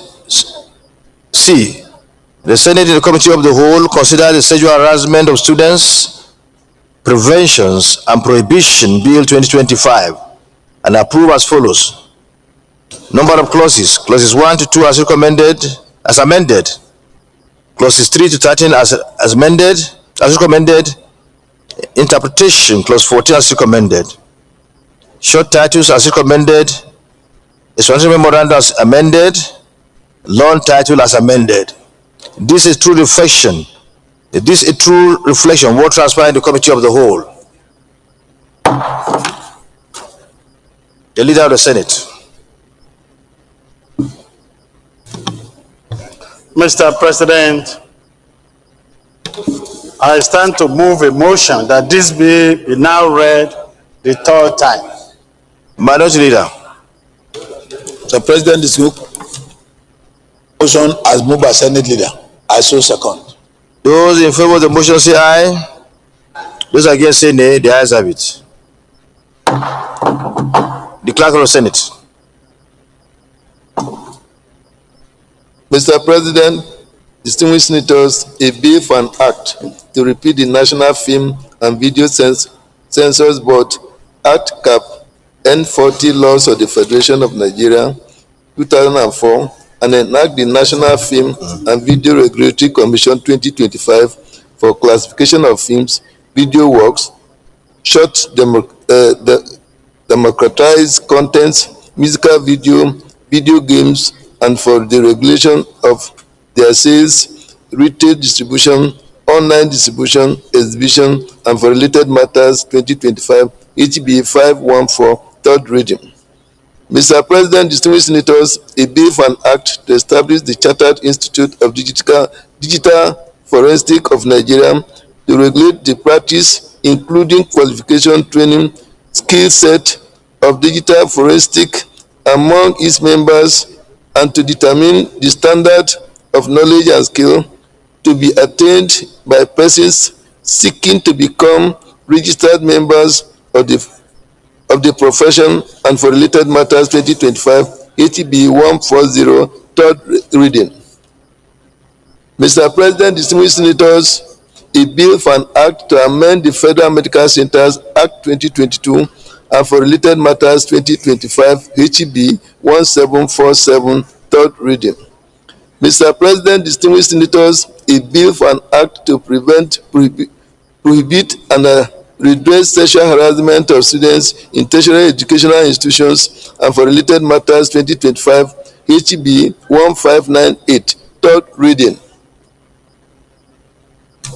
A bill for an act to repeal the National Film and Video Censors Board Act Cap number 40, Laws of the Federation of Nigeria 2004, and the National Film and Video Regulatory Commission 2025 for classification of films, video works, short dramatized contents, musical video games, and for the regulation of their sales, rentals, distribution, online distribution, exhibition, and for related matters 2025 HB 514, third reading taken and passed. A bill for an act to establish the Chartered Institute of Digital Forensics of Nigeria to regulate the practice, including qualification, training, skill set of digital forensics among its members, and to determine the standards of knowledge and skills to be attained by persons seeking to become registered members of the profession, and for related matters 2025 HB 140, third reading taken and passed. A bill for an act to prevent, prohibit, and redress sexual harassment of students in our educational institutions, and for related matters 2025 HB 1598, third reading taken and passed. A bill for an act to amend the Federal Medical Centers Act 2022 and for related matters 2025 HB 1747, third reading taken and passed. The Leader of the Senate. Anyway, I thank on behalf of the Senate all distinguished senators that contributed and work on the passage of these bills, because there are bills for concurrence from the House of Reps. We are done our part, and we'll continue to reciprocate the chamber, reciprocate, what is always extended to us by the House of Representatives in terms of our legislation, or what we do here to enact bills, enact acts for the development of our country. Thank you very much for your contributions. Leader of the Senate. Mr. Senate President, the seventh order of the day is presentation and consideration of interim reports of ad hoc committee on the incessant and the various acts of crude oil theft in Niger Delta and its actors. Mr. President, you may wish to invite Senator Ned Munir Nwoko, Chairman of Committee, to move the motion for the Senate to receive and consider the report. Senator Ned Munir Nwoko, the floor is either to you.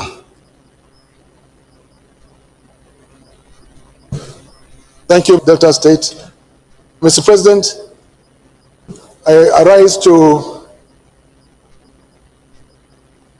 move that the Senate do receive and consider the interim report of the ad hoc committee on the incessant and nefarious acts of crude oil theft in the Niger Delta area. I so move. Senator Onao Mohammed Ogoshi, can you second the motion?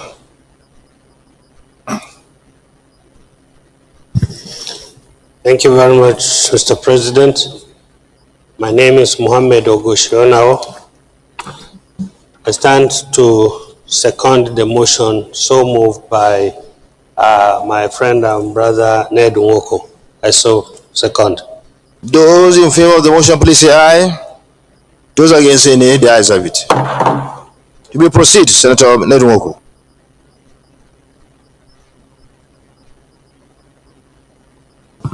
No, you need to present the report first. I need to lay the report on the table. You need to lay the report first.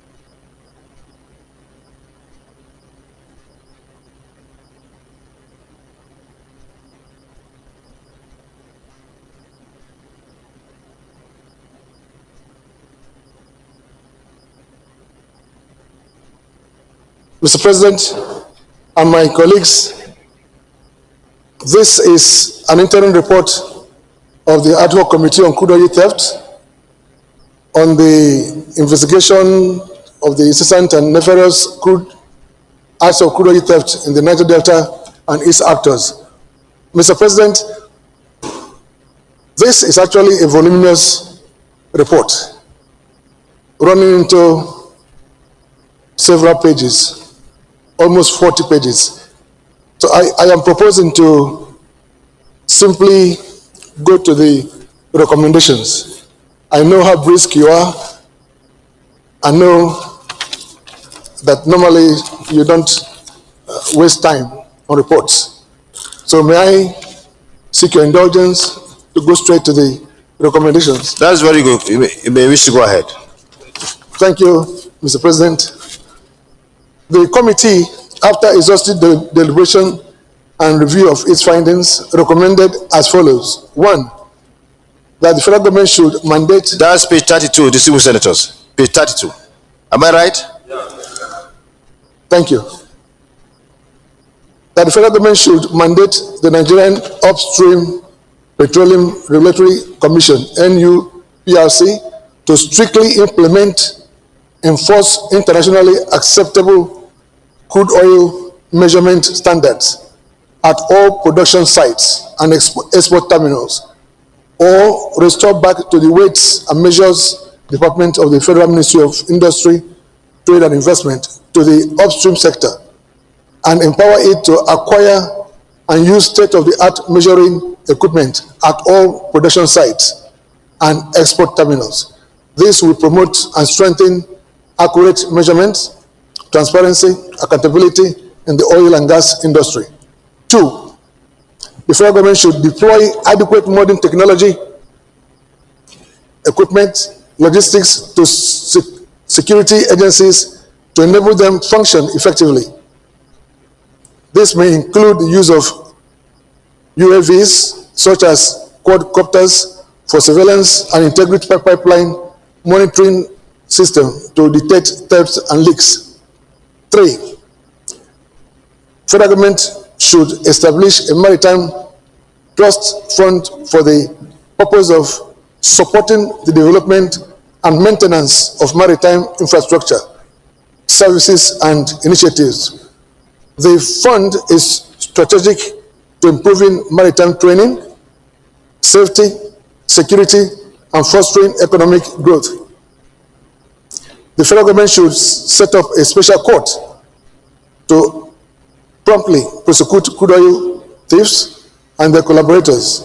5, federal government should immediately implement the Host Communities Development Trust Fund under the Petroleum Industry Act, PIA, to reduce sabotage.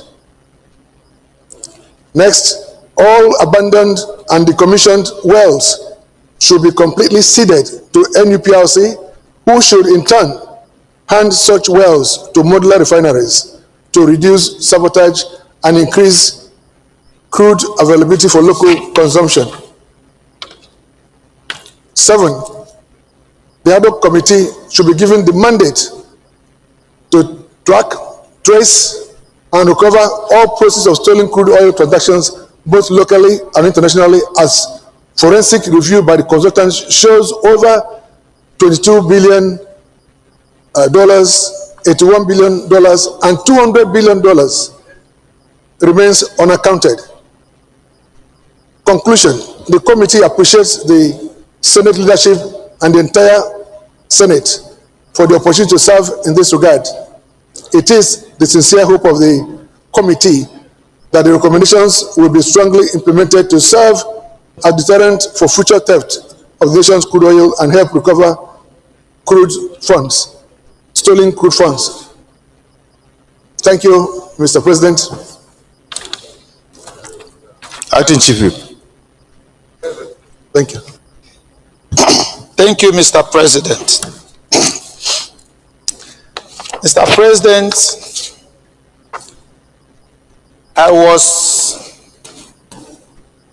I partook in this crude oil theft work that we did. It took us several weeks to do this job, and we traveled far and wide. We examined what happens, both where you produce your crude, the refineries, the way they transport them, and all the rest of them. Our report here, I thank you, Mr. President, that our chairman is very. Were you a member of the committee? Are you a member of the committee? Yes. You don't allow those who are not members to contribute. I want to explain certain things. I'm coming. You produce the report. Allow others to. I want to tell you why you must accept our report wholeheartedly. No need. I said it. Any other person, please. Who is okay. Ningi? You crafted, you did all this. So allow those who were not part of it to comment on the report.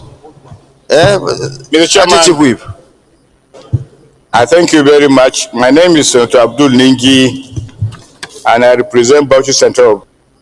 Our time, look at it, look at the findings. In view of the findings, whether or not the recommendation tallies with the findings.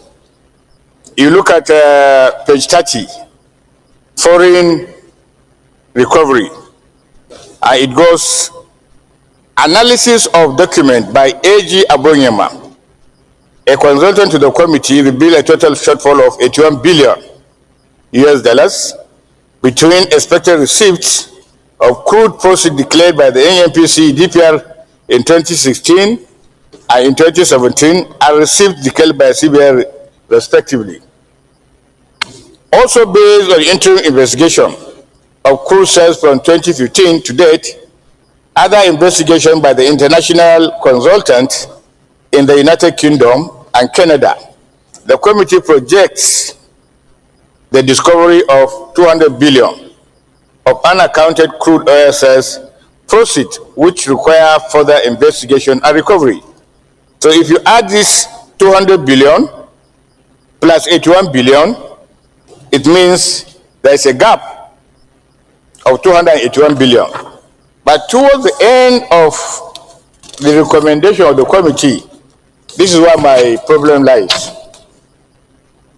7, the other committee should be given the mandate to track, trace, and recover all proceeds of stolen crude oil transactions, both locally, internationally, as forensic review by the consultant. That is my problem. My problem is that we are a parliament. You can only track, trace, and report. Track, trace, and report. Nowhere in this constitution, no decided rules have given us a legitimate mandate to recover.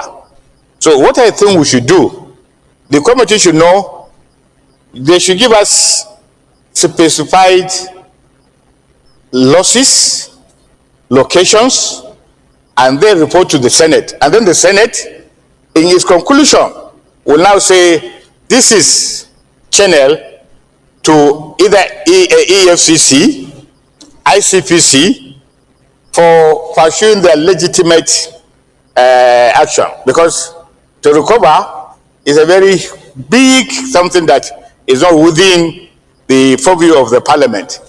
All of us is, all we do is to find, you can track, yes, you can trace, but to recover, that is not our job. That is the point I'm trying to make, Mr. President. And lastly, when this ad hoc committee was given, even though this is an interim report, I think they should go ahead and trace and track and report. Thank you. Former Chairman, Committee on Finance, and current Chairman, Senate Committee on Appropriation. Have you seen, did you look at recommendation 6? Yeah. Former Chairman, Senate Committee on Finance, and fellow Institute of Chartered Accountant, ICANN, and Chairman, Senate Committee on Appropriations. Have you looked at the recommendation, the last one? Did you see it? What's your comment on that?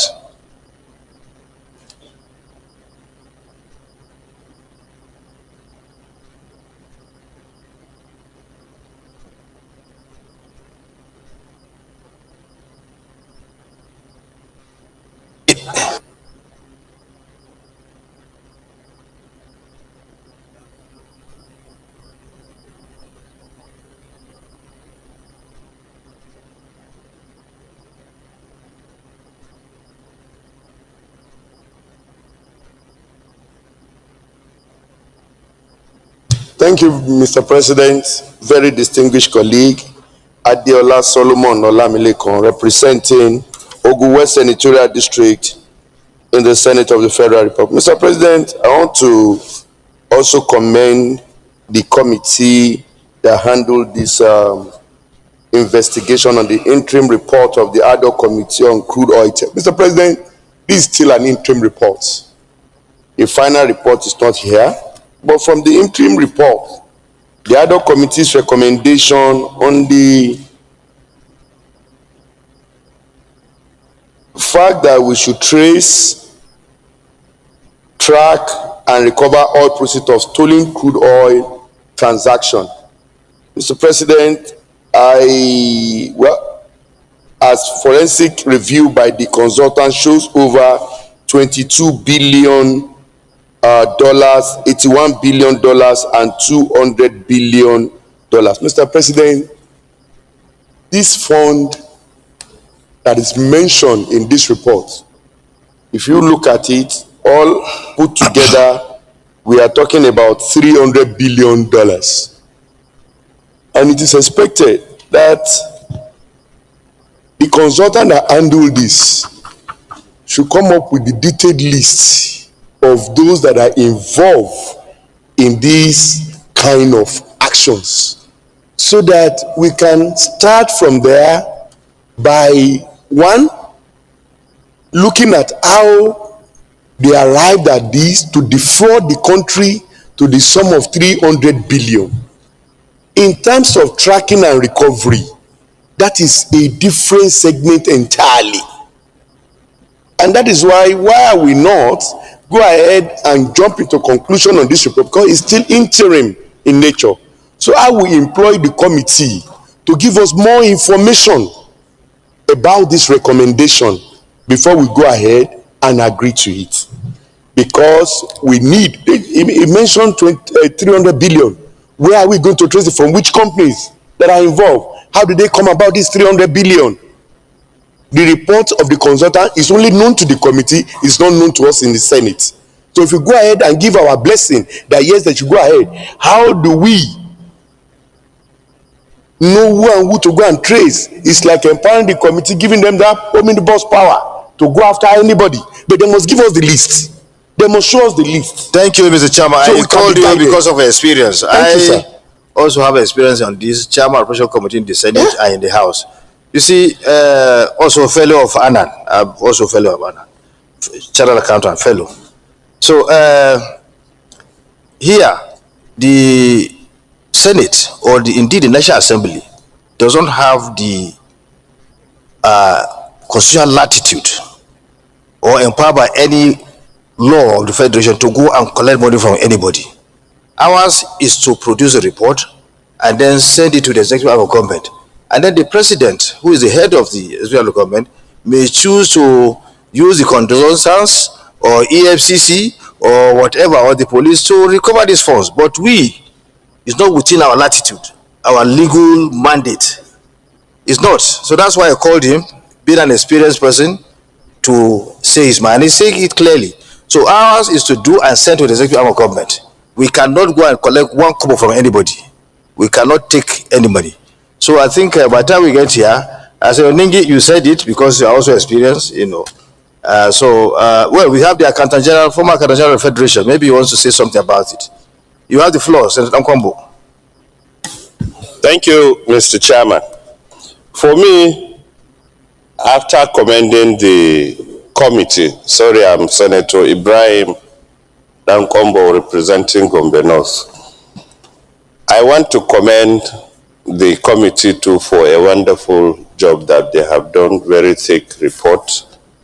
And secondly, to align myself with Senator Ningi, that in view of the complexity of this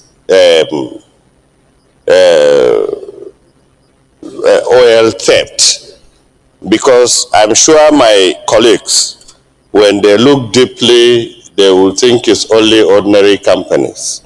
There are also small oil people who carry the oil and put it in pots and burn the oil. There are issues of oil leakages. There are issues of so many things connected with oil, which our people will tend to learn and make more detailed legislation. Thirdly, there are several reports quoting so many figures from NAITI, from Auditor General, from so many things of number of figures. But from the title of the assignment, they were supposed to report all this, and the actors. Actors is there in the title. Nefarious acts of crude oil theft in the Niger Delta, and the actors, to identify who are the actors. In this. So we need to know who are the actors. 4, We need to know well by well, rig by rig, where these losses occurred. And if they have occurred somewhere illegally, we need to know which ones are illegally burnt. And if they occur through losses or pipeline leakages, we need to know how many, from which point to which point, how many and how many liters of crude oil was lost in that kind of category. So it's a comprehensive work that needed to be done, sir. We will accept this one, maybe chairman will accept it as an interim report while the work goes on. And like you rightly said, our work is to make recommendation. If 20 billion is missing, home or abroad or anywhere, is no responsibility of any senator or any lawmaker to go and locate and take that money. We have, by law, given that powers to certain agencies of government to carry out. I so submit, Mr. Chairman.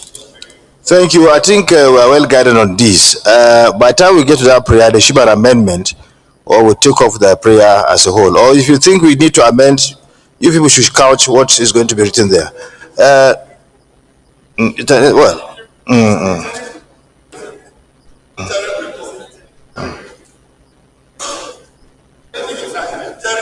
Okay, you want to say something, Senator Ned? Oh, okay, Senator Baribe. Thank you, Mr. President. My name is Eyinaya Baribe, and I represent Abia South. I actually align myself with the last speakers and want to further state that this is an interim report. And in an interim report, you do not go ahead to seek or look at, I think what you do is that you accept the report and then you wait for the full report, giving them the advice that they have gotten from us today. I have an issue with the report, but I will let it slide until I see the full report. Thank you. Any other? Okay, the acting chief, acting leader. Oh, Mr. President, Senator Ashiro,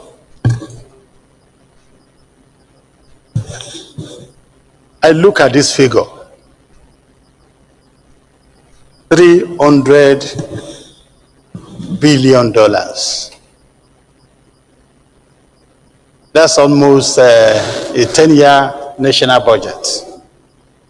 And I look at what this amount of money can do to the development of Nigeria as a nation. What this amount of money can do to take us out of perilous poverty we are in today. And I don't want us to joke with it. Rather than that one, I want us to give encouragement to the committee, because what they are asking for, three things. They said to track. They should track. We should encourage them to track. Give them all the wherewithal to track. To trace. We should encourage them to do this. We will not have the mandate to recover. But I think the two aspects of track and trace, they should be encouraged and they should be empowered to be able to do this for the greater benefit of Nigeria as a nation. Well, thank you very much,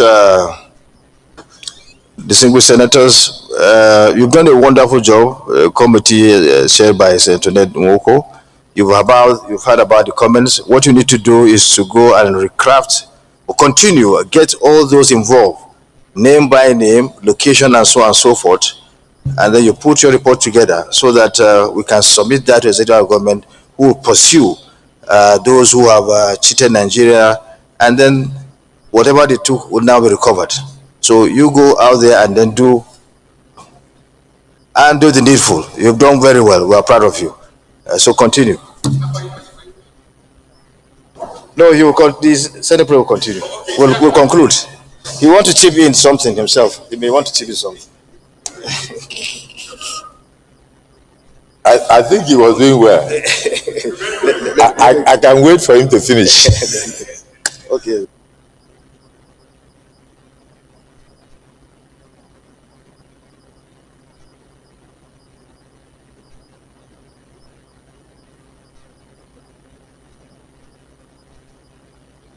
So let me join the Deputy Senate President to commend the Committee on Reparation and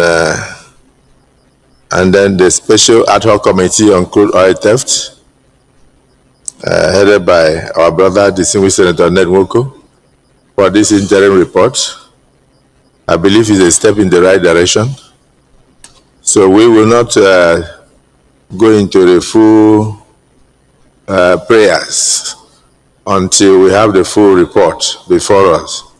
But with what we have now, it's work in progress. So we thank you and commend you on behalf of the Senate for the efforts that you are putting. And we say continue. You are in the right track. And God will finally bless your efforts as you present us with a full and final report. Leader of the Senate, please approach the chair.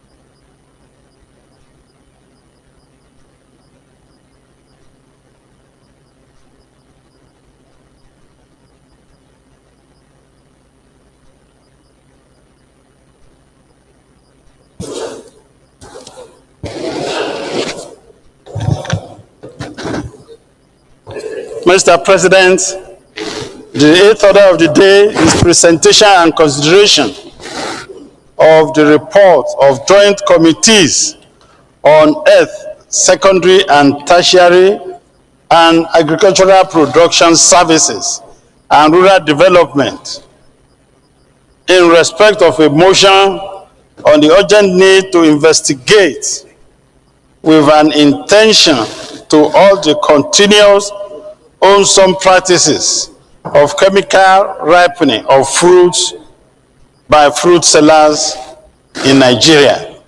Mr. President, you may wish to invite Senator Dr. Banigo Ari, Chairman of Committee, to move the motion for the Senate to receive and consider the report. Minority Leader.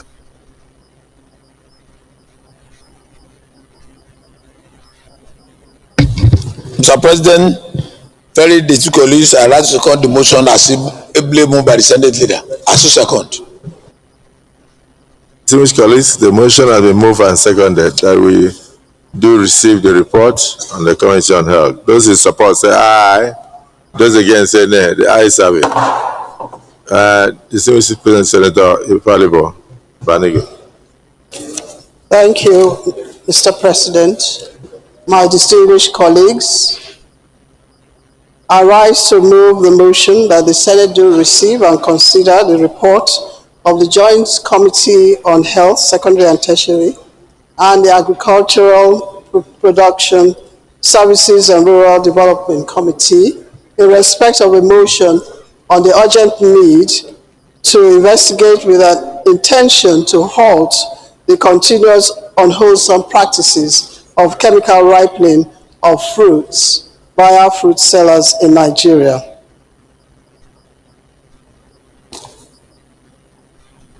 Distinguished Senator Ositangu. Thank you, Mr. President Ositangu Enugu West. Mr. President, I rise to second the motion that the Senate do receive and consider the report of the Joint Committees of Health, Secondary and Tertiary, and Agricultural Services, Production and Rural Development on the urgent need to investigate with an intention to halt the continuous unwholesome practices of chemical ripening of fruits by fruit sellers in Nigeria. I so second, Mr. President. Senator Banigo has moved a report and seconded by distinguished Senator Stangu. Those in support say aye. Those against say nay. The ayes have it.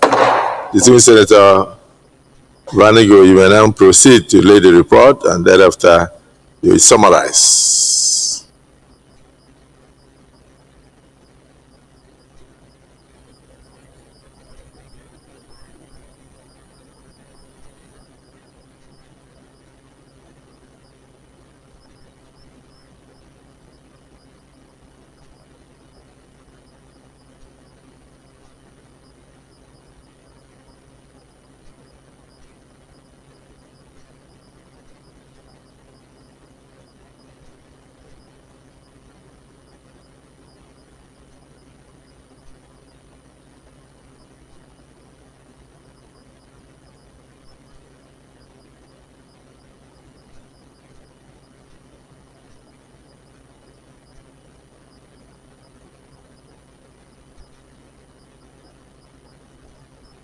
Yes, proceed with your mic. Senate President, my distinguished colleagues, Ipalibo Banigo, representing Rivers West Senatorial District.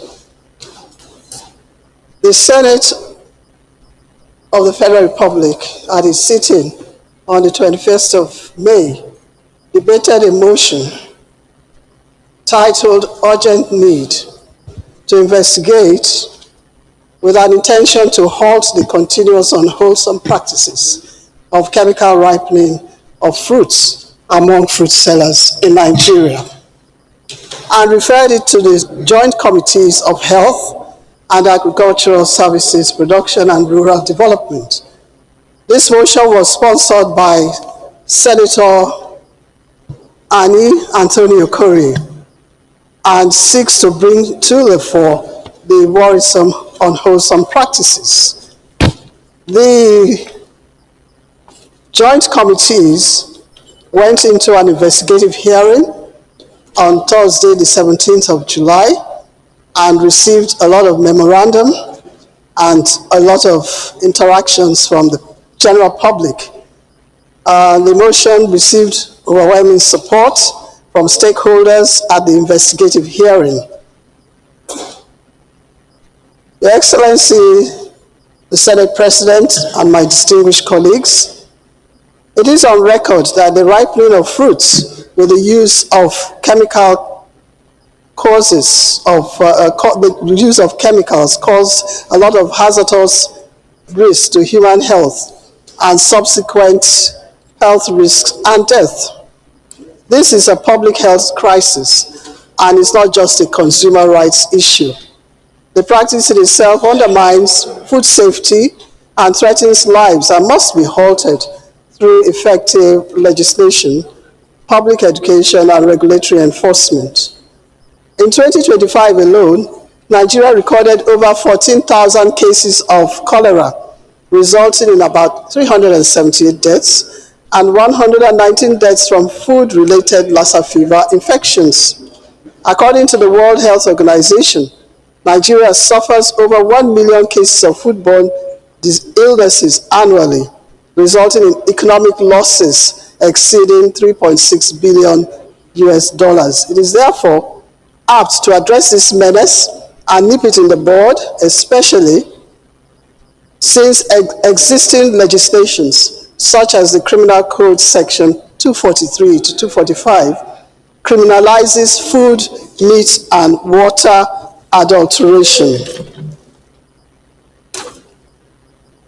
In our findings, it was obvious that there is a rise in dangerous and fraudulent forced ripenings of fruits with raw calcium carbide.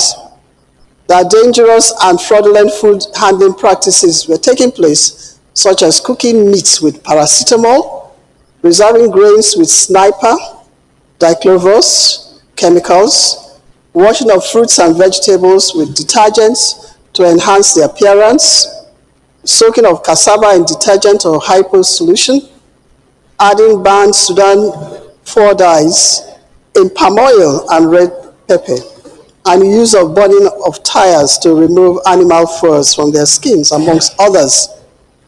And that morpholine was being used as waxing agent for fruits and vegetables, and this is on the EU's banned list of chemicals. And that these practices are linked to severe public health threats, such as cancer, kidney and liver diseases, and foodborne illnesses, including cholera and Lassa fever. The committee therefore recommends as follows: that the Federal Ministry of Agriculture and Food Security, Nigeria Agricultural Quarantine Services, and the Federal Competition and Consumer Protection Commission, as well as the Nigeria Council of Food Science and Technology, should increase the level of awareness by continuous sensitization and massive public enlightenment on the hazardous implications of chemical ripening of fruits.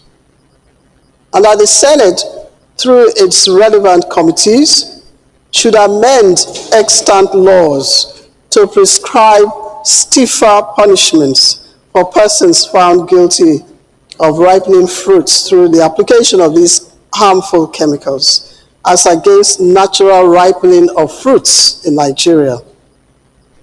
And that the existing regulatory agencies mandated to undertake food safety and controls should ensure enforcement through legal and regulatory means.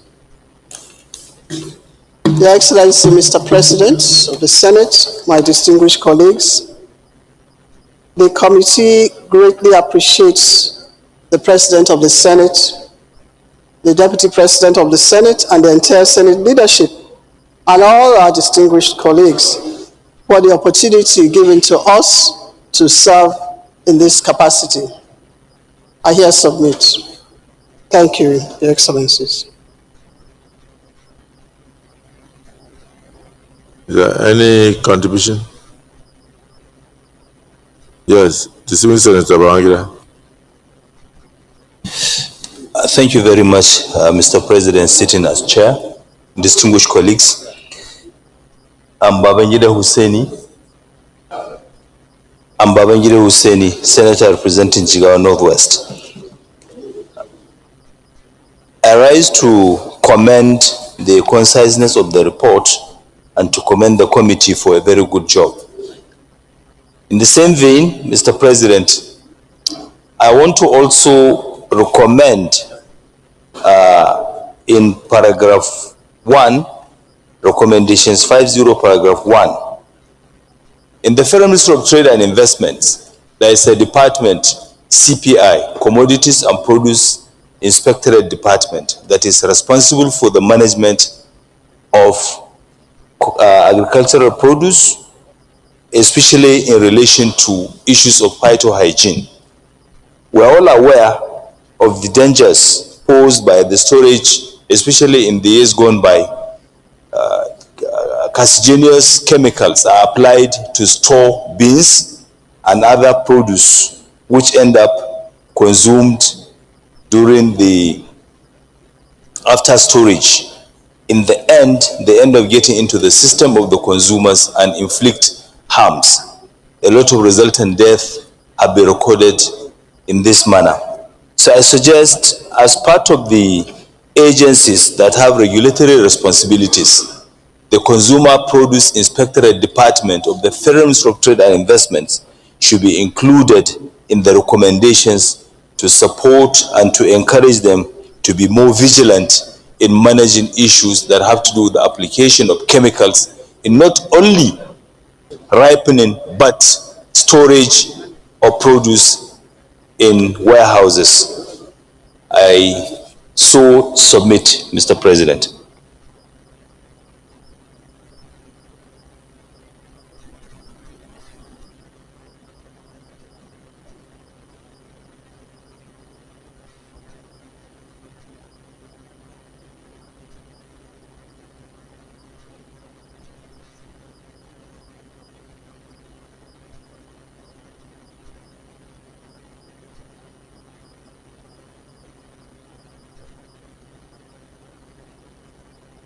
Distinguished colleagues,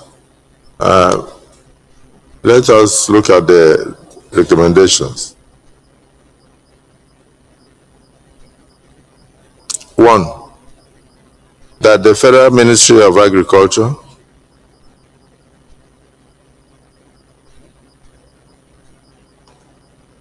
and Food Security, Nigeria Agricultural Quarantine Services, and the Federal Competition and Consumer Protection Commission and Nigerian Council of Food Science and Technology should increase the level of awareness by continuous sensitization and massive public enlightenment on the hazardous implications of chemical ripening of fruits in Nigeria. Those in support of this recommendation say aye. Those against say nay. The ayes have it. This is carried. Recommendation 2. That the Senate, through its relevant committees, should amend extant laws to prescribe stiffer punishments for persons found guilty of ripening fruits through the application of harmful chemicals as against natural ripening of fruits in Nigeria. I think this is where the act that we suspended yesterday comes in. Either amending the relevant criminal acts to insert a provision on this ripening of fruits and make it stiffer so that people will not continue to suffer from chemical poisoning as a result of buying fruits without knowledge of which one has been chemically ripened and which one has been naturally ripened. So I think we should look at that. This is a good recommendation. Those in support of recommendation 2, that the Senate do, through its committees, amend extant laws to prescribe stiffer punishments for persons found guilty of ripening fruits through the application of harmful chemicals as against the natural ripening of fruits in Nigeria. Say aye. Those against say nay. The ayes have it. Recommendation 3. Existing regulatory agencies should be mandated to undertake food safety and controls by ensuring enforcement through legal and regulatory means. That goes without saying. Those in favor of recommendation 3 say aye. Those against say nay. The ayes have it. Any additional prayer? Yes, distinguished Senator Ndubeze. Thank you, Mr. President.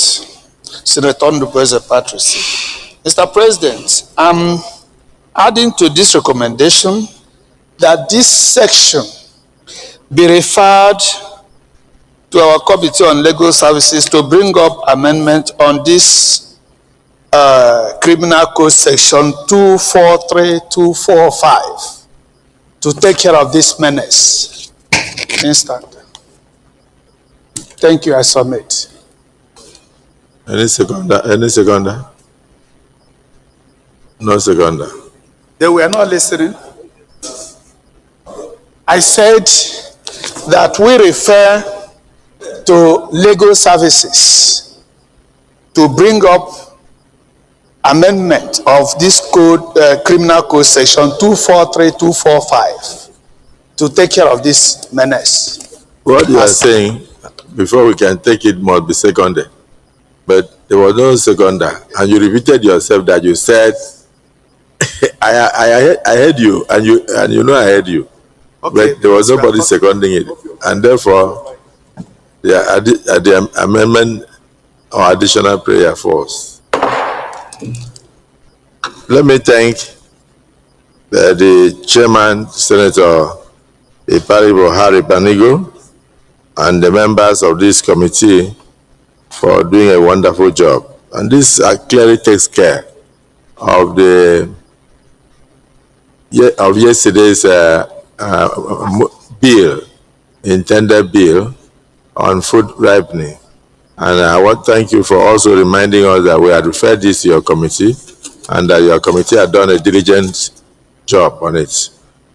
We intend to ask our Legislative Compliance Committee to follow up on this, and also will be on the neck of all the agencies involved in food and drug safety in the country to ensure that we do not poison our children and our future leaders and future generation of Nigerians with chemicals as a result of intake of chemically ripened fruits in the country. I thank my distinguished senators for their concern for Nigerians and concern for themselves and their families. And thank you all for your contributions. Well done, Mrs. Banigo. Leader of the Senate, we should go into closed session. No. But before then, move a motion to suspend all other items on the order paper till tomorrow. No. Your Excellency. Your Excellency, I think if you look at order paper, there is a residual item.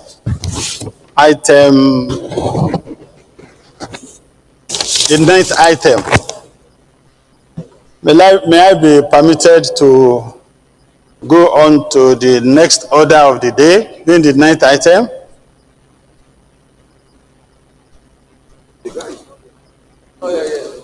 Is there? The only other item here 9th item would have been the screening of the minister.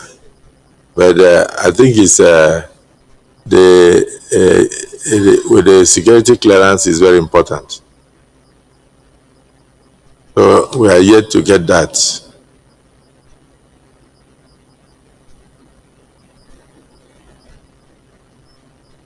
So, Your Excellency, I stand to step down the 9th item. Sorry, the distinguished Senator Osita Ungo said that the security clearance is on the way, that the Postmaster General is on the way.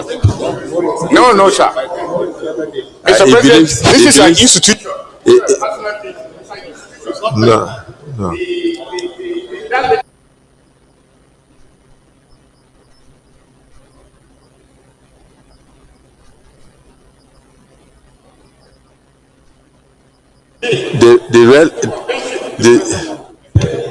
It is not something, I have nothing against the young man, the gentleman. I know him. But let's respect this institution. We can't wait for a nominee because he's coming with a security letter. No, that is not done. This is an institution. We can take it tomorrow. Senator Ningi, I don't even have any intention of waiting for anybody. Because after clearing them, you don't see them again. So DSP, I think we should go into our closed session and thereafter we adjourn. So please move a motion to that effect. Mr. President, I stand to move a motion that we dissolve into a closed session for important message from Senate President. Mr. President, distinguished colleagues, I rise to second the motion moved by Senate leader that Senate dissolve to executive committee for important information from the President of the Senate. I so second. Distinguished colleagues, the motion has been moved that we go into closed session for discussion on national issues. Those in support say aye. Those against say nay. The ayes have it.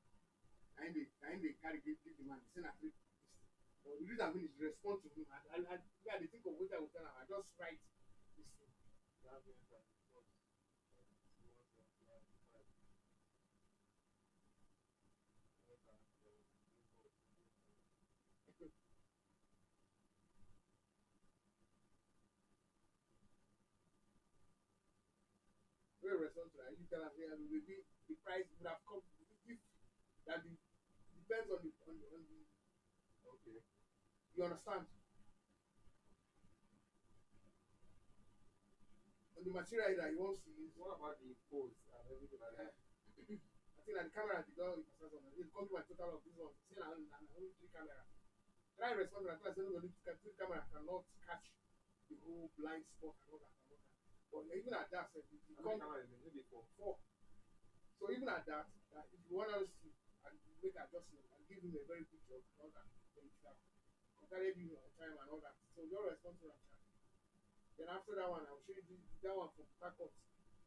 And over reply and tell and say, okay, the things, but I will show you the things with the message I sent to you.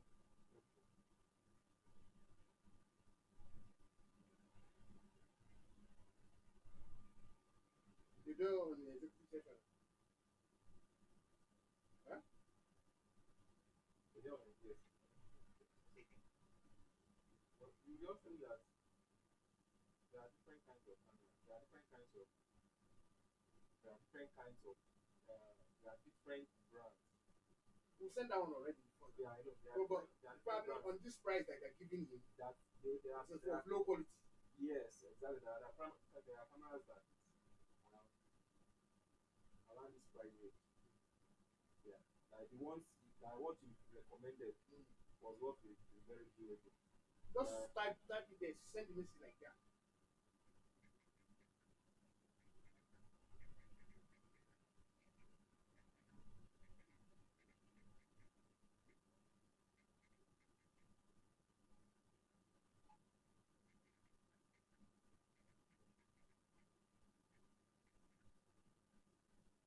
Right, say it's like saying my own price being higher than that.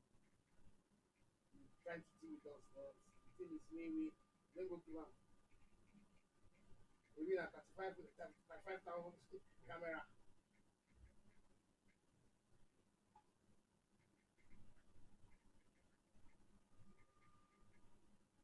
I will still go to the office of that one ways.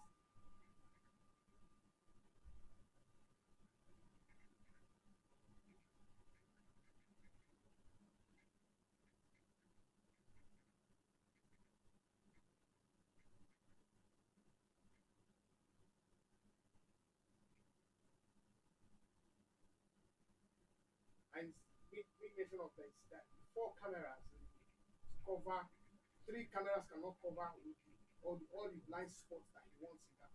That is with 4 that can do the job.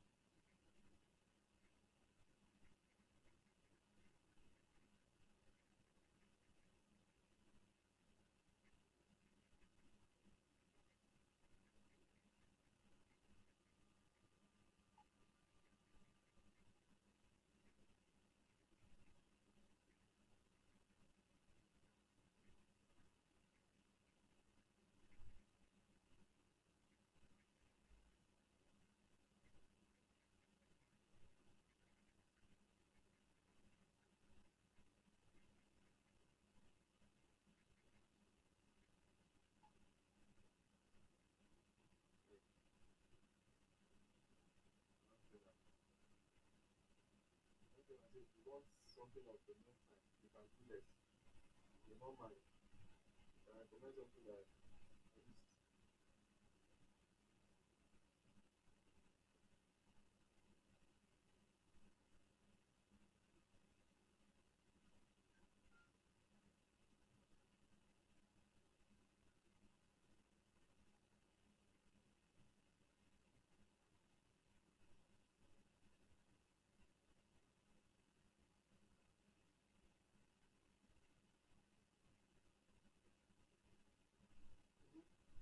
you know that's in no. No. See that right? See. See.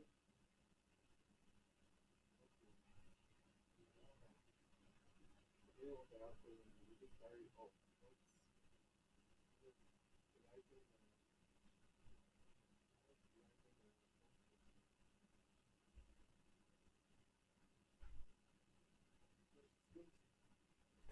But I didn't apart from microwave.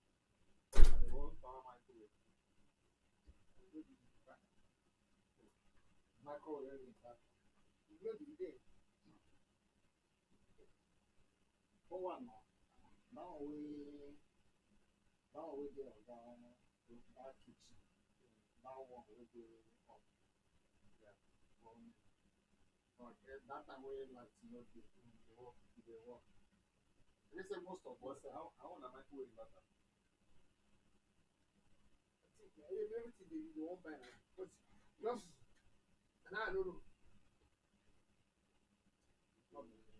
And about to let this thing